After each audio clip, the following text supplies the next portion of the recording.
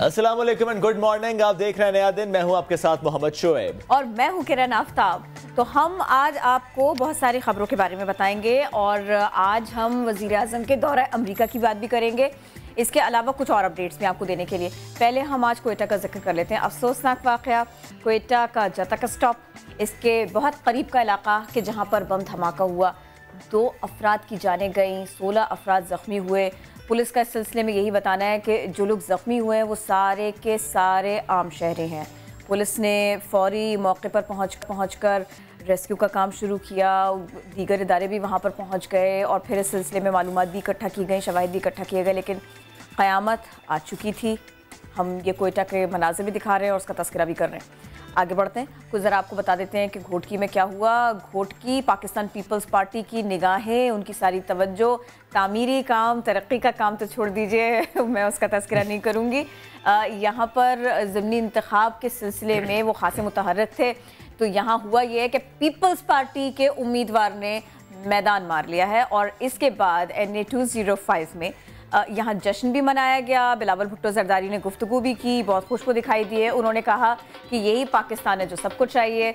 नया पाकिस्तान वो रिजेक्ट कर दिया गया है, यहाँ पर उसको सेलेक्ट नहीं किया गया। उन्होंने अच्छे खासे अल्फाज का इस्तेमाल किया अपनी बात को आगे बढ़ाने के लिए और पहुंचाने के लिए। जिस तरह आपने जश्न का जिक्र किया तो वाकई उसका आपको आवाज़ भी उसकी आ रही होगी। यानी बस बढ़ते हैं आगे, एक मुलाकात का तज़किरा कर लेते हैं। सियासी माहौल में अहम मुलाकात पाकिस्तान तहरीक इंसाफ के रहनुमा जहांगीर तरीन, इन्होंने कौमी असम्बली में अपनी इत्तेहादी जमात MQM पाकिस्तान के वफ़द से मुलाकात की है। मुलाकात भी अहम तरीन, बहुत अहम मुलाकात। और जहांगीर तरीन ने दोनों सियासी जमातों के दरमियान होने वाले इख्तलाफात पर बातचीत की है और इस दौरान मुल्की सियासी सूरत हाल पर भी गुफ्तगू की गई है। अपने वफ़द समेत वो वहाँ पर पहुँचे थे। ये वहाँ के मनाज़िर हैं कि जो आप देख रहे हैं। अच्छा, तालीम के मैदान में क्या हो रहा है?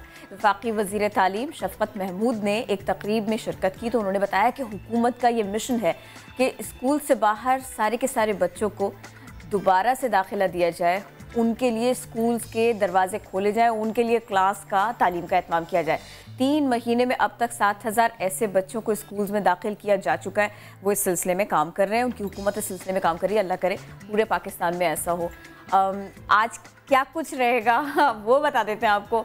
मियां शहबाज शरीफ आशियाना स्कैंडल इस सिलसिले में, और हमजा शहबाज आमदन से जायद असासे कैसे इस केस में एहतसाब अदालत में पेश होंगे। कुछ शरीफ फैमिली जो है वो लोग जो उनकी सियासी गहमा गहमी उसके बारे में भी आपको बता देते हैं। मरियम नवाज आज प्रेस कॉन्फ्रेंस करेंगी, आज देखते हैं कि वो क्या बात करती है। लेकिन हम जरा बढ़ते हैं आगे और आज के अहम मौज़ूआत क्या है। नया दिन, आज के हमारे मेहमान कौन होंगे, किससे होगी आपकी मुलाकात, जानिए नया दिन की टॉप स्टोरीज में।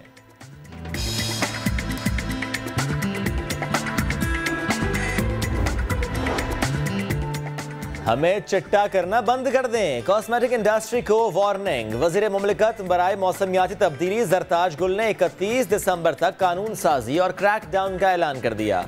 रंग गोरा करने वाली क्रीम्स कितनी खतरनाक है, जानिए नया दिन में। पंजाब में गदागर माफिया बेलगाम, ईद उल अजहा करीब आते ही लाहौर में एंट्री, मुख्तलिफ शाहराहों पर डेरे डाल लिए। एंटी बैगरी फोर्स खामोश तमाशाई, चाइल्ड प्रोटेक्शन ब्यूरो की कार्रवाइयां भी असर न दिखा सकी।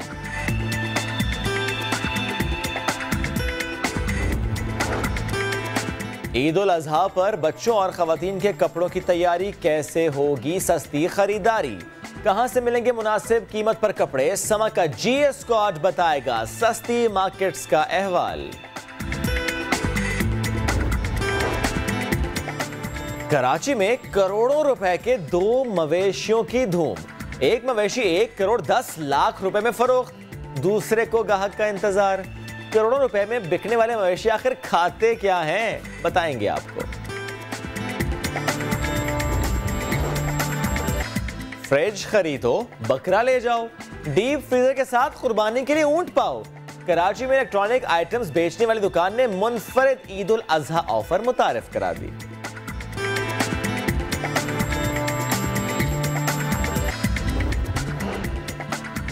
स्मार्टफोन, टैबलेट और कंप्यूटर स्क्रीन पर मुताला करने वाले हो जाएं होशियार। डिजिटल मुताला यादाश्त की कमजोरी और तवज्जो मरकूज करने में दुश्वारी का बायस बनता है, नई रिसर्च में इंकशाफ।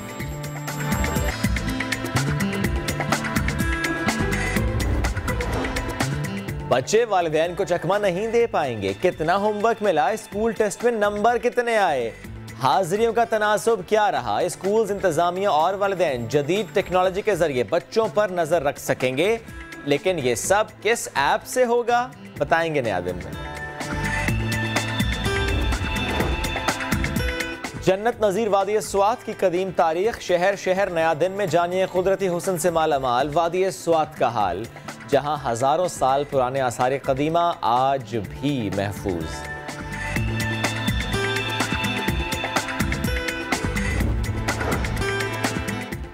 पहाड़ी चोटी सर करती हैं, तस्वीरों में हकीकत का रंग भरती हैं। खुद तो बेनाई से महरूम है, लेकिन दूसरों की मदद करके जिंदगियां रोशन करती हैं। प्रोग्राम में मिलवाएंगे टैलेंटेड खातून जरीना हसन से।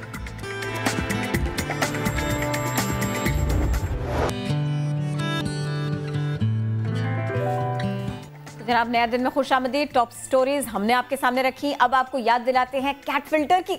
बहुत मशहूर हो गया था ये उस वक्त जब ये प्रेस कॉन्फ्रेंस में शौकत यूसुफजई साहब की प्रेस कॉन्फ्रेंस थी और वहां पर कैट फिल्टर ऑन हो गया था। बाद में बहुत तावीलें पेश की गई, लेकिन बात का बतंगड़ बन चुका था। लेकिन अब ये कैट फिल्टर इसी गलती के साथ देश से हमारे निकलकर कहां पहुंच गया भला? कनाडा। खैर मुल्की मीडिया के मुताबिक कैनेडियन पुलिस ऑफिशियल्स दोहरे कत्ल केस में प्रेस कॉन्फ्रेंस कर रहे थे कि सोशल मीडिया टीम की जानिब से कैट फिल्टर ऑन कर दिया गया। फिर क्या था, उसी सोशल मीडिया पर एग्जैक्टली वैसा ही खूब मजाक उड़ाया गया, बहुत कमेंट्स आए और इंटरनेट सार्फिन ने तो सूबाई वजीर केपी की प्रेस कॉन्फ्रेंस क्लिप भी दोबारा शेयर किए। लगता है जिसने वहां ऑन किया ना, वो उसने ये वाली खबर देखी हुई थी और ये मामला देखा था, गलती से हो गया। इस मामले पे गर्द नहीं बैठ रहे वो फिर निकल आता है। कोई बात नहीं, cat looks cute always. Cute बच्चों की बात करते हैं, बच्चों की बात करते हैं। बड़ा क्यूट सा उसमें एक कदम उठाया गया है।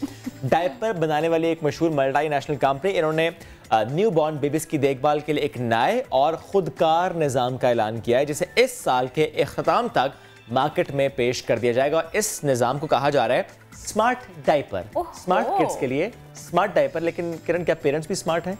ये भी तो देखना पड़ेगा। वैसे स्मार्ट होंगे तो ऐसे ऐप्स का और ऐसे सिस्टम्स का इस्तेमाल नहीं करेंगे, मुझे ऐसा लगता है। बहरहाल लूमी है जनाब, इसका ना इंटरनेट से ये मुंसलिक होगा और जब आपके छोटू मुन्नू है ना, नौज़ायदा बेबी, इनके बारे में सारी की सारी ज़रूरी मालूमात वालिदैन को एक ख़ास ऐप के ज़रिए फराहम ये करता रहेगा। मसलन ये कि बच्चे का डायपर गीला हो गया है, मम्मा प्लीज इसको चेंज करें, उसे दूध पिए हुए 1 घंटा हो चुका है, बच्चे को सोए हुए 2 घंटे गुजर चुके हैं, वगैरह वगैरह वगैरह। ये सारी छोटी छोटी सी बातें ये ऐप पेरेंट्स को याद दिलाएगा। ये ऐप ऑलरेडी माँ के अंदर फिट होती है, उन्हें पता होता है कि कितनी देर में डायपर चेंज करना है, बच्चों का ख्याल कैसे रखना है। कितने छोटे छोटे मुन्ने मुन्ने उनको ना बता नहीं आती है अपनी बात, नहीं आती है उनको बात। उनके जो एक्सप्रेशन होते हैं, उनके रोने का अंदाज जो होता है, वो बता देता है कि भाई घंटा हो गया है, अब या तो दूध चाहिए या तो डायपर चेंज। एनीवेज बढ़ते हैं आगे, एक और खबर शेयर करते हैं आपसे। अगर आपको कॉफी चाहिए और आपने जिस मकाम का मैं जिक्र कर रही हूँ वहाँ का रुख किया और वहाँ पर आपने खुद बनाने की कोशिश की है, तो ये कॉफ़ी आपको काफ़ी महंगी पड़ सकती है।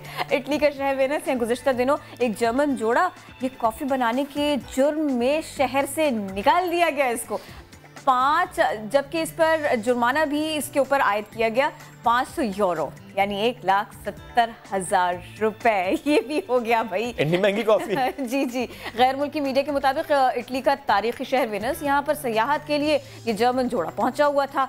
फिर ये रियाल्टो ब्रिज के साथ आराम करने की गर्ज से बैठे और इन्होंने अपना सामान खोला, कॉफ़ी पॉट निकाला और चूल्हा जलाया और इन्होंने कॉफ़ी बनाना शुरू कर दी। बस जी, वहाँ से गुजरने वालों ने ये इत्तला मकामी पुलिस को दी और फिर उन्होंने इन दोनों को गिरफ्तार कर लिया और इनको थाने लेके गए। इन पर जुर्माना आयद किया गया, इनको शहर से निकाला गया और ये बताया गया कि इटली में ये नए कवानीन है और ये सारा मामला इसलिए हुआ है क्योंकि आपकी ये हरकत तारीखी मकाम को नुकसान पहुंचा सकती थी। इसका मौका किसी को नहीं दिया जाएगा, इसीलिए ये खबर बन गई। किसने कहा था वहां जाके पिए? आप पाकिस्तान आते हैं, नेटिजेटी ब्रिज पर जाते हैं, वहाँ कॉफी बनाए, चूल्हा जलाएं, कोई आपको रोकेगा भी नहीं। आप काला पुल चले जाएं, बहुत से पुल हैं, आप कहीं पर भी जाएं, आप बैठे कॉफी बनाएं, कोई मसला नहीं है जनाब। तो छोड़ें इधर उधर जाने को। मसला गर्मी से, सख्त गर्मी है, हम आपके पीछे नहीं भाग सकते। अल्लाह का वास्ते आप चोरियां बंद कर दें। पुलिस ने कहा ऐसा। इमेजिन पुलिस कह रही चोरों से भाई गर्मी बहुत है तो हम आपके पीछे नहीं आ सकते, हीट वेव तो बराए मेहरबानी अभी आप ये सरगर्मियां तर्क कर दें। करें, हमको भी आराम करने दें, हम पसीने पोंछ के हल्कान हुए जा रहे हैं। ये ब्रिटिश पुलिस है। अमेरिका में जारी हालिया हीट वेव के पेश नजर इन्होंने एक फेसबुक पैगाम दिया है। अमेरिकी पुलिस ने जराइम पेशा अफराद से ये दरखास्त की है ना, देख मगर प्यार से और इंतजार कर गर्मी के जाने का। सख्त गर्मी है भाई, क्राइम छोड़ दीजिए, कुछ दिनों की बात है, पुलिस आपके पीछे नहीं भाग सकती, घर में रहिए, एसी का इस्तेमाल कीजिए, फेस ऐप है, सोशल मीडिया के मजे लीजिए, अपने बेसमेंट में जाइए, कराटे की प्रैक्टिस कीजिए, जिम जाइए, जो मर्जी कीजिए, अल्लाह के वास्ते चोरी ना करें, जराइम ना करें। आपसे मुलाकात होगी कुछ बेहतर मौसम में, अगले सीजन में। कराची पुलिस क्या करेगी, यहाँ तो ज्यादा गर्मी होती है। यहाँ आप देख भी तो रहे हैं, फिर होता क्या कह रहे हैं, हम नहीं इल्तिजा करते, हम वैसे ही एनीवेज बढ़ते हैं, आगे बढ़ते हैं और दौरे की बात करते हैं। दौरा अमेरिका, बड़ा दौरा और इस पर बहुत सी गुफ्तगू करनी चाहिए और हम कर रहे हैं। वज़ीर-ए-आज़म इमरान खान इन्होंने कैपिटल हिल में पाकिस्तानी कॉकस से खिताब करते हुए वाज़ेह कर दिया है कि अमेरिका की जंग पाकिस्तान में लड़ रहे हैं और हज़ारों पाकिस्तानियों ने इस जंग में कुर्बानी दी है, अरबों रुपए का नुकसान हुआ है। सदर ट्रंप को खित्ते की सही सूरत हाल, दुरुस्त सूरत हाल से आगाह कर दिया, ये भी उन्होंने कहा। और उधर बिलावल भुट्टो जरदारी ने आलमी मामलात पर हुकूमती काविशों की गैर मशरूत हिमायत का ऐलान कर दिया। ट्वीट में लिखा, जब भी ज़रूरत हुई हम हमेशा तामीरी तनकीद करते रहेंगे। शहबाज शरीफ ने कहा कि इमरान खान ने अमेरिका में इत्तेहाद का पैगाम देने का नादिर मौका ज़ाया कर दिया, काश वो पाकिस्तान को दरपेश चैलेंजेस पर बात करते। शहबाज शरीफ साहब आप जरा बता दें कैसे बात करते, कर तो दी। एनीवेज, वज़ीर-ए-आज़म कौम को बताएं कि अमेरिका के लिए डू मोर की क्या पेशकश। वॉशिंगटन में जो खिताब किया था ना, ये उसके तनाजुर में काफी कुछ हो रहा है। चलें कोई बात नहीं, बढ़ते हैं आगे और हमारे साथ मौजूद हैं senior anchor person Amber Shamsi. Amber, thank you so very much, good morning. Amber, America ने पाकिस्तान की इमदाद जो रोकी गई थी अब उसे बहाल करने का इंदिया दिया है, कोalition सपोर्ट फंड। आप कैसे देखती हैं इस बदलाव को, इस चेंज को जो ट्रंप इंतजामिया की तरफ से है विद रिस्पेक्ट टू पाकिस्तान? मेरे ख्याल में बहुत अहम बात ये हमें समझनी चाहिए कि इंडिया ही दिया है, कोई इस वक्त उन्होंने डेफिनेटली कोई उन्होंने कमिटमेंट नहीं की कि वो हमें वो जो सिक्योरिटी असिस्टेंस है जो रोकी गई थी वो हमें वापस दे रहे हैं या नहीं दे रहे। आपको याद होगा कि इसमें तकरीबन $2 अरब जो हैं वो सिक्योरिटी असिस्टेंस है और इसके अलावा जो कोलिशन सपोर्ट फंड है वो भी कोई $700-600 मिलियन के लगभग है।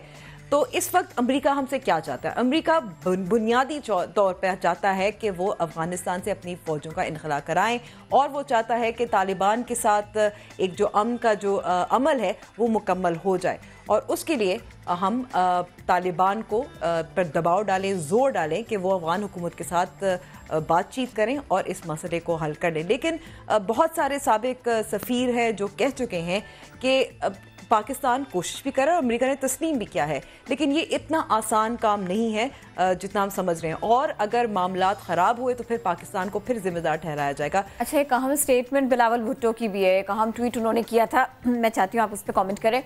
उन्होंने हुकूमती कोशिशों की गैर मशरूत सपोर्ट की बात की है और ये उन्होंने कहा है कि पाकिस्तान सबसे पहले हमारे लिए सियासत भी है, तो पाकिस्तान को हम फ़ौक़ियत देते हैं। ये बहुत पॉजिटिव बात है, बहुत अच्छा ट्वीट है, लेकिन तनकीद करने वाले कोई मौका नहीं छोड़ते। तनकीद उन पर ये हो रही है बिलावल भुट्टो जरदारी पर कि ये जो लहजा बदल रहा है इसके पीछे क्या है, कहीं हालिया गिरफ्तारियां तो नहीं है, कहीं पाकिस्तान पीपल्स पार्टी की बढ़ती मुश्किलात तो नहीं है। ऑल्दो कि ऐसा कहना नहीं चाहिए लेकिन लोग कह रहे हैं। थोड़ा सा अजीब सा सवाल है इसलिए क्योंकि जब अल्फाज में बोलते हैं और वो मजम्मत करते हैं या हुकूमत की तनकीद करते हैं तब कहा जाता है कि बिलावल भुट्टो जरदारी गिरफ्तारियों की वजह से बोल रहे हैं। बार बार हुकूमती नुमाइंदे पाकिस्तान तहरीक इंसाफ के रहनुमा बार बार ये कहते हैं कि उनकी चीखें इसलिए उठ रही हैं क्योंकि गिरफ्तारियाँ हो रही हैं। तो अब इसको भी अब अगर वो अच्छी बात करें, मुस्बत बात करें, पाकिस्तान के हक़ में बात करें कि हमारे वज़ीर-ए-आज़म बाहर हैं, दौरा अमेरिका पर हैं और पाकिस्तान की नुमाइंदगी कर रहे हैं और उस पर तनकीद वो नहीं करना चाहते बतौर पाकिस्तानी, तो इसको भी हम कह रहे हैं कि गिरफ्तारियों की वजह से।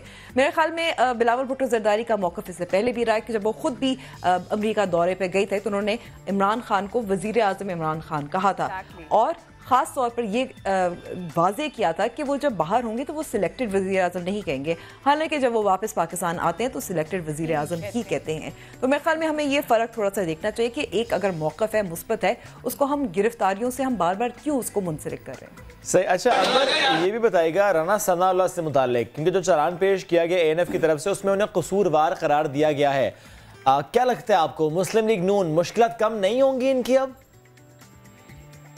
वजह से कि पाकिस्तान मुस्लिम लीग नवाज़ की कुछ मुश्किलात में आसानी पैदा होगी आगे चलकर, तो ये मेरे ख्याल में बहुत ही बड़ी गलत फहमी है। इससे यही ज़ाहिर होता है कि सिर्फ राना सनाउल्लाह का चालान नहीं हुआ। ये भी देखें कि फैसलाबाद की जो रैली की थी मुस्लिम लीग नवाज़ ने, तो FIR कटा था और FIR में मरियम नवाज शरीफ, तलाल चौधरी और मोहम्मद ज़ुबैर के ख़िलाफ़ भी FIR कटा है। तो इतना तो वाज़ेह है कि मुश्किलात आसान नहीं होने वाली, लेकिन ये जो तासुर ज़ोर पकड़ने लगा है कि ये सियासी इंतकाम है, इसके हवाले से मेरे ख्याल में काफ़ी ज़ोर इसलिए क्योंकि पकड़ रहा है क्योंकि अब 25 जुलाई की जो तहरीक है हुकूमत के ख़िलाफ़, यौम स्याह के ख़िलाफ़, किससे पहले जो गिरफ्तारियाँ हुई, जो चालान हुए, तो फिर ये तासुर ज़ाहिर है ज़ोर तो पकड़ेगा। और आसानियाँ कैसे पैदा होंगी, अब आप ये भी तो देखें कि अगर शहबाज शरीफ हों और उनके ख़ानदान हों, उनके एहसास मुंजमद किए जाएंगे, जरदारी साहब के ख़िलाफ़ भी जो केस है वो आगे बढ़ेगा, तो आसानियत तो नहीं होने वाली। अच्छा, एक बड़ा मसला है जी, डॉलर की कीमत जो है ना इसको पर लग गए, डॉलर सस्ता होगा कि नहीं, ये सवाल आजकल लोग खूब पूछते हैं। अच्छा, अब और ये जो वज़ीर आज़म का दौरा अमेरिका है, अवामी हल्कों को ऐसा लगता है कि अब तो डॉलर सस्ता हो ही जाएगा, सियासी हल्कों में क्या इस सिलसिले में बातचीत है? थोड़ा सा आप लोगों की इस कंफ्यूजन को दूर कीजिएगा, अगर आप इस पर कॉमेंट कर सके तो प्लीज़। इस वक्त आपने बड़ा मुश्किल सवाल पूछा है कि डॉलर सस्ता होगा या नहीं होगा। ये तो मेरे ख्याल में शायद स्टेट बैंक के गवर्नर रज़ा बाकर साहब को भी नहीं पता होगा, लेकिन इतना खैर है, इतना मैं ज़रूर कहूँगी कि डॉलर महंगा होता है तो जो बैरून मुल्क मुकीम है पाकिस्तानी, ओवरसीज़ पाकिस्तानी हैं, उनको बहुत फ़ायदा होता है। दूसरी जानिब अगर हम समझते हैं कि दौरा अमेरिका के बाद सदर डोनाल्ड ट्रंप बक्से भर के डॉलर वज़ीर आज़म के साथ कतर एयरलाइन में भेजेंगे, तो खैर ये भी गलत फहमी है। तो डॉलर का रेट इस वक्त मार्केट डिटरमिन्ड है, ऊपर जाएगा नीचा जाएगा, ये हम कह नहीं सकते कि कहाँ जाएगा। सो वेरी मच अंबर शम्सी, हमेशा बात करके आपसे अच्छा लगता है, आज तो मजा आया।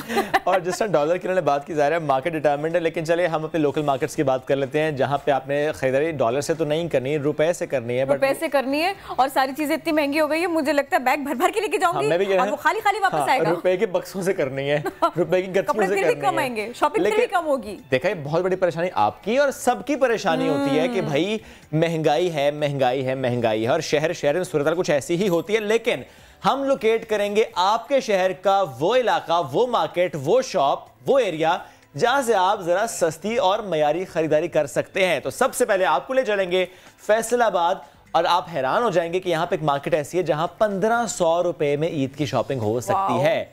और ये कैसी शॉपिंग है और यहाँ पे क्या क्या वैरायटी है, शाहीन शहजादी हमें जरा डिटेल से बताएंगे। जी शाहीन। जी बिल्कुल, ईद की आमद है और हर तरफ महंगाई का शोर है, लेकिन हम आपको बताएंगे कि बचत कैसे की जा सकती है और कम पैसों में शॉपिंग कैसे मुमकिन है।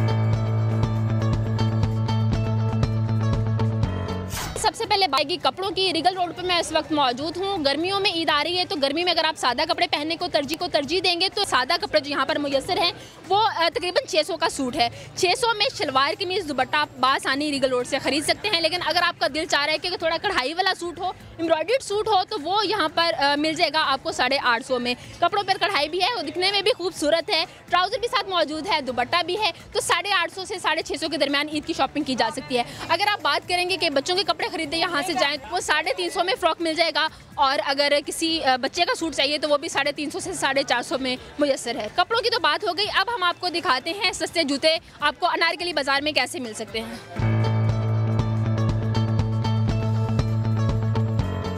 मैचिंग जूतों की, तो चाहे आप सैंडल खरीदना चाहें, चाहे खुद से हो या आपकी डिमांड कोल्हापुरी चप्पल हो, तो वो भी इसी बाजार में अवेलेबल हैं। हर तरह के खूबसूरत से खूबसूरत जूते यहाँ पर खरीदे जा सकते हैं। अगर आप बड़ी दुकानों को तरजीह ना दें, यहाँ पर अगर खरीदें तो 350 रुपये में आपको खुद सा कोल्हापुरी चप्पल या सैंडल मिल जाती है। ना सिर्फ बड़ों के जूते बल्कि बच्चों के जूते भी यहाँ पर दस्तयाब हैं। अब सबसे आखिर में आता है हार सिंगार, क्योंकि हार सिंगार के बगैर ख़वातीन की ईद नामुकम्मल है। छोटी झुमकी का इस वक्त ट्रेंड है जो अभी ख़वातीन ज़्यादा जिसको पहनना पसंद करती हैं। तो उसकी अगर बात की जाए तो तकरीबन ये वाली जो झुमकी है इसकी कीमत 150 रुपये है, लेकिन अगर आप बड़ी झुमकी या टसल वाली जो बालियाँ हैं वो पहनना चाहते हैं तो उसकी कीमत 200 रुपये तक है। साथ में अगर आप ख़रीदना चाहते हैं चूड़ियाँ, तो चूड़ियाँ जो हैं वो सादा चूड़ियाँ 50 रुपये दर्जन है। इसके अलावा अगर पहनेंगे आप थोड़ी फैंसी चूड़ियाँ हैं जैसे कि यहाँ पर दस्तियाब हैं रीगल रोड पर, तो ये जो चूड़ियाँ हैं ये तकरीबन 200 रुपये में है। ये सारा जो पैकेज है आपका ईद का, कपड़ों से लेकर जूतों से लेकर आपकी ज्वेलरी तक का जो पैकेज है वो तकरीबन बनता है 1550-1500 रुपये के दरमियान में।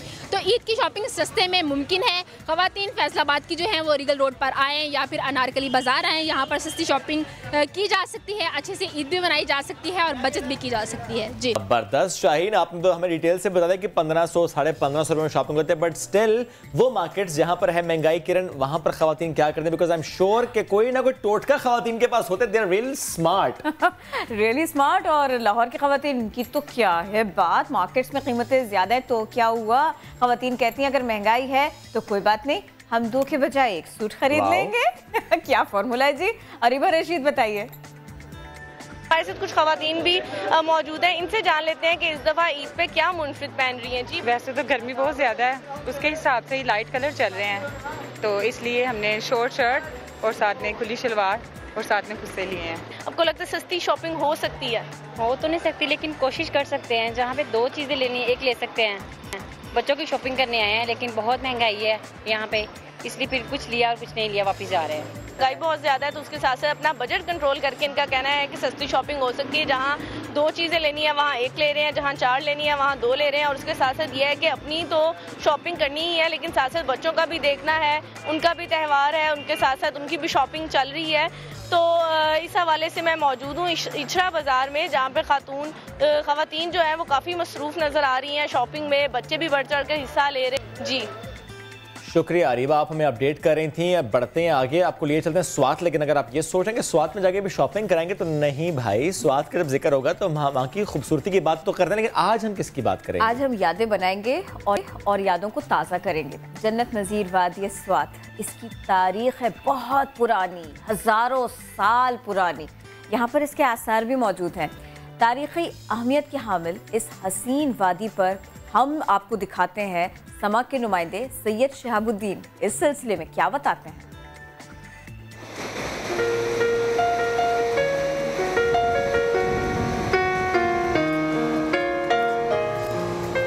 स्वात, जिसका नाम उद्याना यानी शाही बाग था, बाद इसका नाम स्वास्तो यानी शफाफ पानी और फिर स्वात हो गया। 1100 कबल मसीह में यहाँ पर ईरानी कौम आबाद रही। 327 कबल मसीह में सिकंदर आज़म ने स्वात पर हमला किया। इस वादी में हिंदू मत और बुद्ध मत के दौर भी उरूज पर रहे। 1048 ईस्वी में सुल्तान महमूद गजनवी ने हमला किया, जिसके बाद इस्लाम का आलम बुलंद हुआ। स्वात हमारे पाकिस्तान में एक तारीखी खित्ता है। इसकी तारीख कुछ यूँ है कि पत्थर का जो आखिरी ज़माना है जिसे हम स्टोन एज कहते हैं, वहाँ से लेकर अभी तक मुकम्मल एक कल्चरल फल हमारे साथ इस स्वात में मौजूद है। गंदारा तहजीब की शाले और मलबूसात भी इस्लामपुर की खास पहचान है, जबकि दीदाजेब फर्नीचर स्वात के हुनरमंद कारीगरों का मुंह बोलता कमाल है।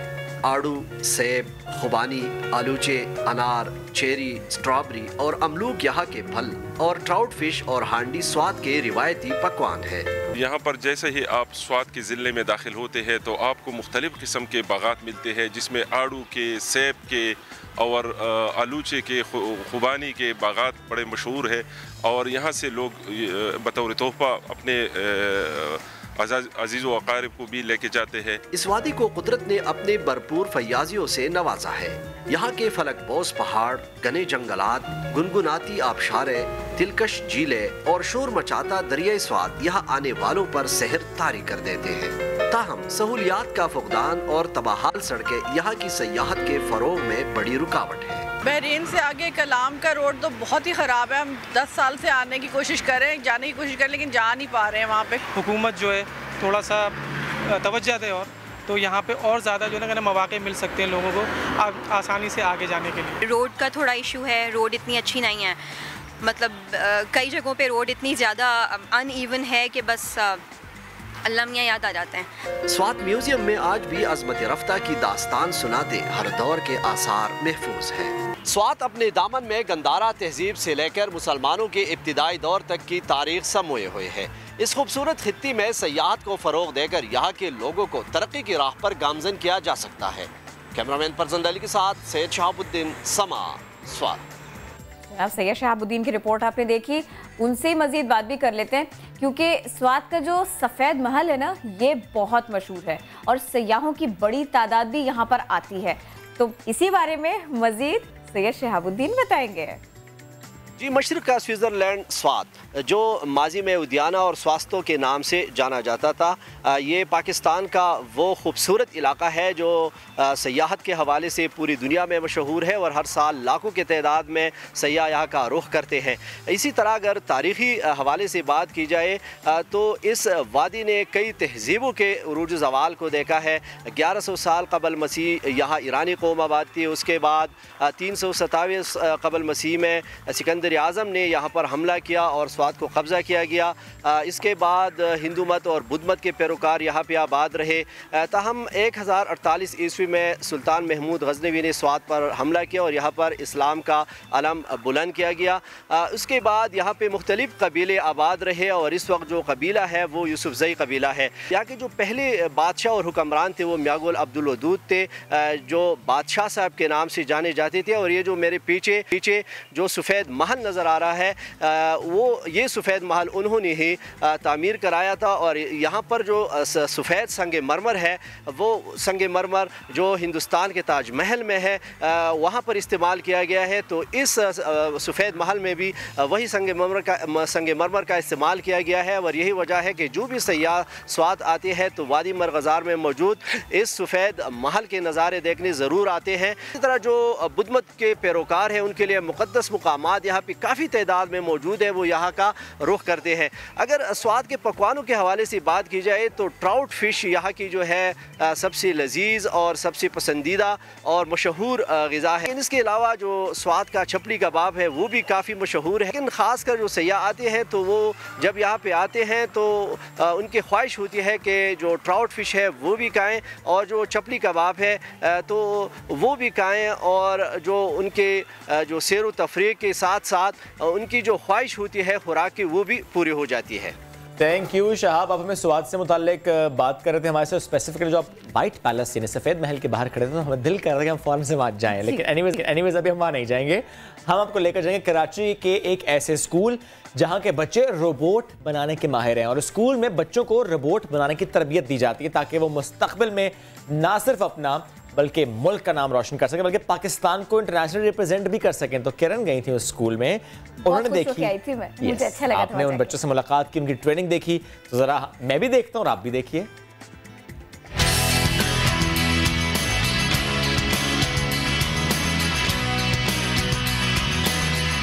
जनाब सैफिया बॉयज़ स्कूल, मैं जब यहाँ आई थी तो ये आई थी कि यहाँ पर बच्चों को पढ़ाया जा रहा है बहुत जदीद अंदाज में। कुछ मैंने देखा तो मैं मान भी गई। तो अब ये किस तरह से काम कर रहे हैं और रोबोटिक्स के मैदान में हमारे बच्चे, छोटे बच्चे कितना आगे हैं, आज हम इस सब के ऊपर बात करेंगे। लेकिन पहले हम जानने की कोशिश करेंगे कि इस क्लासरूम को, इस ऑडिटोरियम को किस तरह से बिल्ड किया गया है। अस्सलाम वालेकुम मैम, कैसी हैं आप? वालेकुम अस्सलाम। मुझे आप बताएंगे कुछ इस जगह के बारे में, यहाँ के बारे में? एक्चुअली ये हमारी कंप्यूटर लैब है और प्लस ऑडिटोरियम भी है। यहाँ हमारी रोबोटिक्स की क्लास होती है। वी हैव कंप्यूटर्स, लैपटॉप्स ही हमें बच्चों को देते हैं। कंप्यूटर्स हमारे पास इंस्टॉल्ड है। We have a smart board over here. Smart board पे हम बच्चों को वीडियोस दिखाते हैं जहाँ से उनको इंस्पिरेशंस लेते हैं, उनके प्रोजेक्ट्स के लिए वर्किंग करते हैं। और यहाँ पे हमारी कंप्यूटर क्लासेस भी होती है, छोटे बच्चों की भी, बड़े बच्चों की भी। एंड रोबोटिक्स लैब, मेनली ये हमारी रोबोटिक्स लैब है। कितने बच्चे एक वक्त में, एक पीरियड में कितने बच्चों को आप लोग पढ़ा पाते हैं? हमारे पास ऑलमोस्ट मोर देन 30 सीट्स है यहाँ पे। 30 सीट्स है। और दिन में कितनी क्लासेस हैं यहाँ पर? हमारी टाइम टेबल में इनके हिसाब से यहाँ पे बच्चे आते हैं, सर होते हैं, उनकी क्लास लेते हैं, फिर बच्चे अपने क्लासरूम में दूसरे सब्जेक्ट्स के लिए जाते हैं। लेकिन कंप्यूटर और रोबोटिक्स के लिए बच्चे इधर ही आते हैं। ठीक है, बहुत शुक्रिया, आपने हमें इस बारे में बताया। तो अब ज़रा रोबोटिक्स ही के ऊपर बात करते हैं। कौन पढ़ा रहे, किन्हें पढ़ा रहे और क्या क्या कुछ बन रहा है, ये देख लेते हैं। अस्सलाम वालेकुम, कैसे हैं आप? चलिए मुझे बताइए अपनी इस लैब के बारे में और रोबोटिक्स के बारे में। यहाँ पे हम लोग बच्चों को लेगो के ज़रिए हम लोग इन लोगों को जो है पढ़ाते हैं। ये लेगो की किट्स हैं, जैसे ये वर्ल्ड वेरीफाइड किट्स हैं। इसके ज़रिए ये लोग जो हैं पढ़ते हैं। उसके बाद ये लोग कंस्ट्रक्शन करते हैं, यानी जो भी पार्ट्स होता है उस पार्ट्स को ये आपस में ज्वाइन करके ये लोग कंस्ट्रक्ट करते हैं। दैन कंस्ट्रक्शन के बाद ये लोग प्रोग्रामिंग करते हैं। प्रोग्रामिंग के बाद फिर ये इस पर इम्प्लीमेंट करके उसको चलाते हैं। और हर बच्चा हर प्रोजेक्ट बनाने में एक टाइम लगाता है और उसको इम्प्लीमेंट करने में अपना दिमाग लगाता है। ये हम लोग स्टार्टिंग से इस्तेमाल करते हैं। ये भी हम लेगो किट भी इस्तेमाल कर रहे हैं। इसी तरीके से हमारे पास स्टीम पार्क और नीचे एक हमारे पास है बच्चों की किट्स, वो भी हम लोग इस्तेमाल करते हैं। इतना ज़्यादा आपको भी लगना पड़ता है बच्चों के साथ में? पूरा दिन लग जाता है इनका समझाने में, क्योंकि बहुत सारी ऐसी चीज़ें होती हैं, बहुत सारी ऐसी बातें होती हैं जो उनको नहीं पता होती, बहुत सारी मुश्किलात होती है, तो उनको बताना पड़ता है, उनको सिखाना पड़ता है। सबसे पहले तो इनको ये चीज़ बताना पड़ता है कि चूजिंग कि किस प्रोजेक्ट पे इनको वर्क करना है। दैन ये वर्क करने के बाद फिर इनको जो है ये इम्प्लीमेंट करते हैं ये सारी चीज़ें। तो फिर अब हम ज़रा बच्चों से मिल लेते हैं, उनके प्रोजेक्ट जान लेते हैं। हेलो बच्चों, अस्सलाम वालेकुम। अब ना मुझे आप ये कर रहे हैं, पहले आप मुझे अपना नाम बता रहे हैं, पार्टनर का नाम बता रहे हैं अपने, किस तरह से काम आप लोग करते हैं, फिर आपका प्रोजेक्ट क्या है मुझे बताएं। मेरा नाम अबीज़र है, इसका नाम अदनान। ये कलर सॉर्टर, ये कलर सॉर्टर है, यानी कि ये आपके कलर को स्कैन करके उनको अलग अलग जगह पे रख सकता है। ये टेक्सटाइल इंडस्ट्रीज़ में काम आ सकता है। डिज़ाइन के कलर को सॉर्ट करके अलग जगह पे रख सकता है। मैं आपको डेमो बताऊँ प्लीज़ मुझे डेमो दें इसका। क्या कर रहे हैं इस वक्त आप इसके लिए? ये हमें पहले इसको स्कैन कराया, इसमें रखा,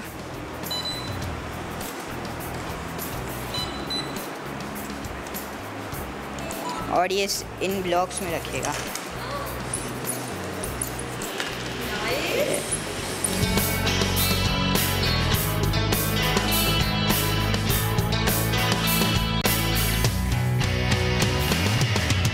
तो किस तरह से यहाँ पर बच्चों को पढ़ाया जा रहा है, नई सोच, नया तर्ज फ़िक्र, नए अंदाज में तालीम से आरास्ता करना, और यही सब कुछ मैंने यहाँ आज आकर महसूस किया। कोशिश तो हमारी होती है कि हम अपने बच्चों को अच्छे से अच्छे स्कूल्स में भेजें, लेकिन हर स्कूल्स को यही तरीक़े अडॉप्ट करने चाहिए। आज कम से कम हमने यही जाना। जनाब, मेरा एक्सपीरियंस यहाँ जाके बहुत अच्छा था, और ये मैंने सिर्फ एक पार्ट आप लोगों को दिखाया है, मैंने रिकॉर्डिंग इसके अलावा भी की थी। ये बहुत अच्छी जगह थी, बहुत अच्छा मकाम था। इसकी डिटेल्स मज़ीद भी हैं, हम वक्तन फ़वक्तन आपको देंगे, लेकिन ये मौका ऐसा है कि जहाँ पर बात की जाए कि आजकल हो क्या क्या रहा है। तनख्वाह कम है, महंगाई का बहाना है, पैसे बचाना है, अपनी बेगमात को ख़र्चा नहीं दे रहे। आप ऐसा कर रहे हैं अगर अपनी लाइफ पार्टनर के साथ में, तो आपको पता है आप उनको जहनी मरीज़ बना रहे हैं, आप उन्हें इकोनॉमिक अब्यूज़ का शिकार कर रहे हैं। इकोनॉमिक अब्यूज़ है क्या, और साइकोलॉजिकल इफ़ेक्ट्स इसके हैं क्या, और ये इस्तिलाह क्या है, आज हम इसी के ऊपर बात कर लेते हैं। एग्जैक्टली। क्लिनिकल साइकोलॉजिस्ट हैं महविश कामरान फ्रॉम इस्लामाबाद, हमें ज्वाइन किया। Mahvish, thank you so very much. Mahvish, सबसे पहले मैं चाह रहा हूँ आप इससे एक्सप्लेन करें इस टर्म को, बिकॉज इससे व्यूअर्स के लिए बिल्कुल नई टर्म है। बिकॉज हम बात करते हैं सेक्सुअल अब्यूज़ की, फिजिकल अब्यूज़ की, बट ये इकोनॉमिक अब्यूज़, फाइनेंशियल अब्यूज़, ये एग्जैक्टली है क्या? वालेकुम सलाम जी। आपने बात की फाइनेंशियल और इकोनॉमिक अब्यूज़ की। बेसिकली जैसे आपने खुद ही चीज़ डिफ़ाइन की कि financial abuse in isolation is just one form of the domestic violence. और अगर हम डोमेस्टिक वायलेंस की बात करें तो डोमेस्टिक वायलेंस की सिर्फ फाइनेंशियल अब्यूज़ नहीं, 3-4 और फॉर्म्स भी हैं, जिसको सुनते ही हमें ऐसा लगता है कि domestic violence is just only a physical hurt. और जो जैसे कि अगर इंटीमेट पार्टनर वायलेंस की हम बात करें तो वहाँ पे ऐसा ये लगता है कि जैसे अब्यूसिव पार्टनर ने आपको फिज़िकली हर्ट किया हो, लेकिन इसके अलावा इसके psychological abuse, emotional abuse, sexual abuse, and yes जो फोर्थ इसका है वो फाइनेंशियल अब्यूज़ है। सो मैं थोड़ा सा इस पर अपने व्यूअर्स के लिए ये चीज़ बताना चाहूँगी कि फाइनेंशियल अब्यूज़ बेसिकली एक जो टर्म है, इसमें जो पार्टनर का एक्सेस है वो खर्चा, बिकॉज अगर हम इंटीमेट पार्टनर वायलेंस की बात करें तो जहाँ तक पैसे की जो एक्सेस है वो कम कर दी जाती है, बल्कि लिमिटेड के बजाय ख़त्म कर दी जाती है। दूसरा, अगर आप कोई एजुकेशन हासिल करना चाहते हैं शादी के बाद, अगर आप कोई एजुकेशन लेना चाहते हैं, जॉब करना चाहते हैं, तो उसमें ये चीज़ इस चीज़ से रिफ्यूज़ कर दिया जाता है। मीन्स के जो आपके रिसोर्सेज हैं for the earning money, because आपका ख़र्चा, जिसे हम ख़र्चा कहते हैं, लाइक आपको खर्च पानी मिलता है तो चीज़ें चलती हैं। और इसमें मैं ये चीज़ भी बताऊं कि आपकी बेसिक उसमें नीड्स हैं, जैसे क्लोथिंग है, फूड है, और ये चीज़ें भी पूरी नहीं होती, जिसके बिना पे ख़वातीन जो हैं वो मेंटल स्ट्रेस का शिकार होती हैं। और मेंटल स्ट्रेस से जब ये चीज़ बढ़ती है तो मेंटल डिसऑर्डर्स में चेंज हो जाती है। और कुछ इस बारे को, इसको भी थोड़ा सा डिटेल से बताइएगा, स्ट्रेस से लेकर और दीगर नफ्सियाती मसाइल तक ख़वातीन किस किस प्रॉब्लम से गुजरती हैं, क्या क्या चीज़ है जो उनको इफ़ेक्ट कर सकती है और उनको काउंसलिंग की तरफ जाना पड़ता है फिर लाजमी?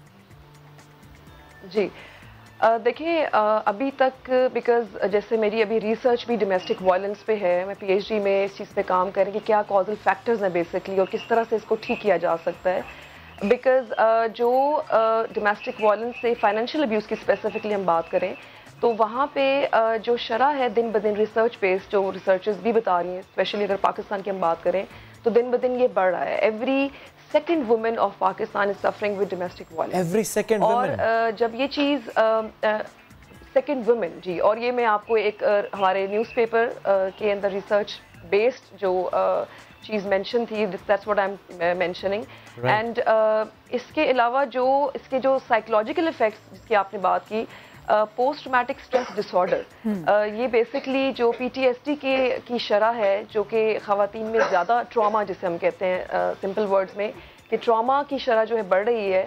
और इसमें जो सिम्टम्स हैं वो इरिटेबिलिटी, एंगर, एंजाइटी, फियर बहुत ज़्यादा है। स्पेशली अगर हम देखा जाए ख़वातीन जो है वो चीज़ को एक्सप्रेस नहीं कर पाती, और जब ये चीज़ उनकी नीड्स पूरी नहीं होती, that leads towards psychological trauma.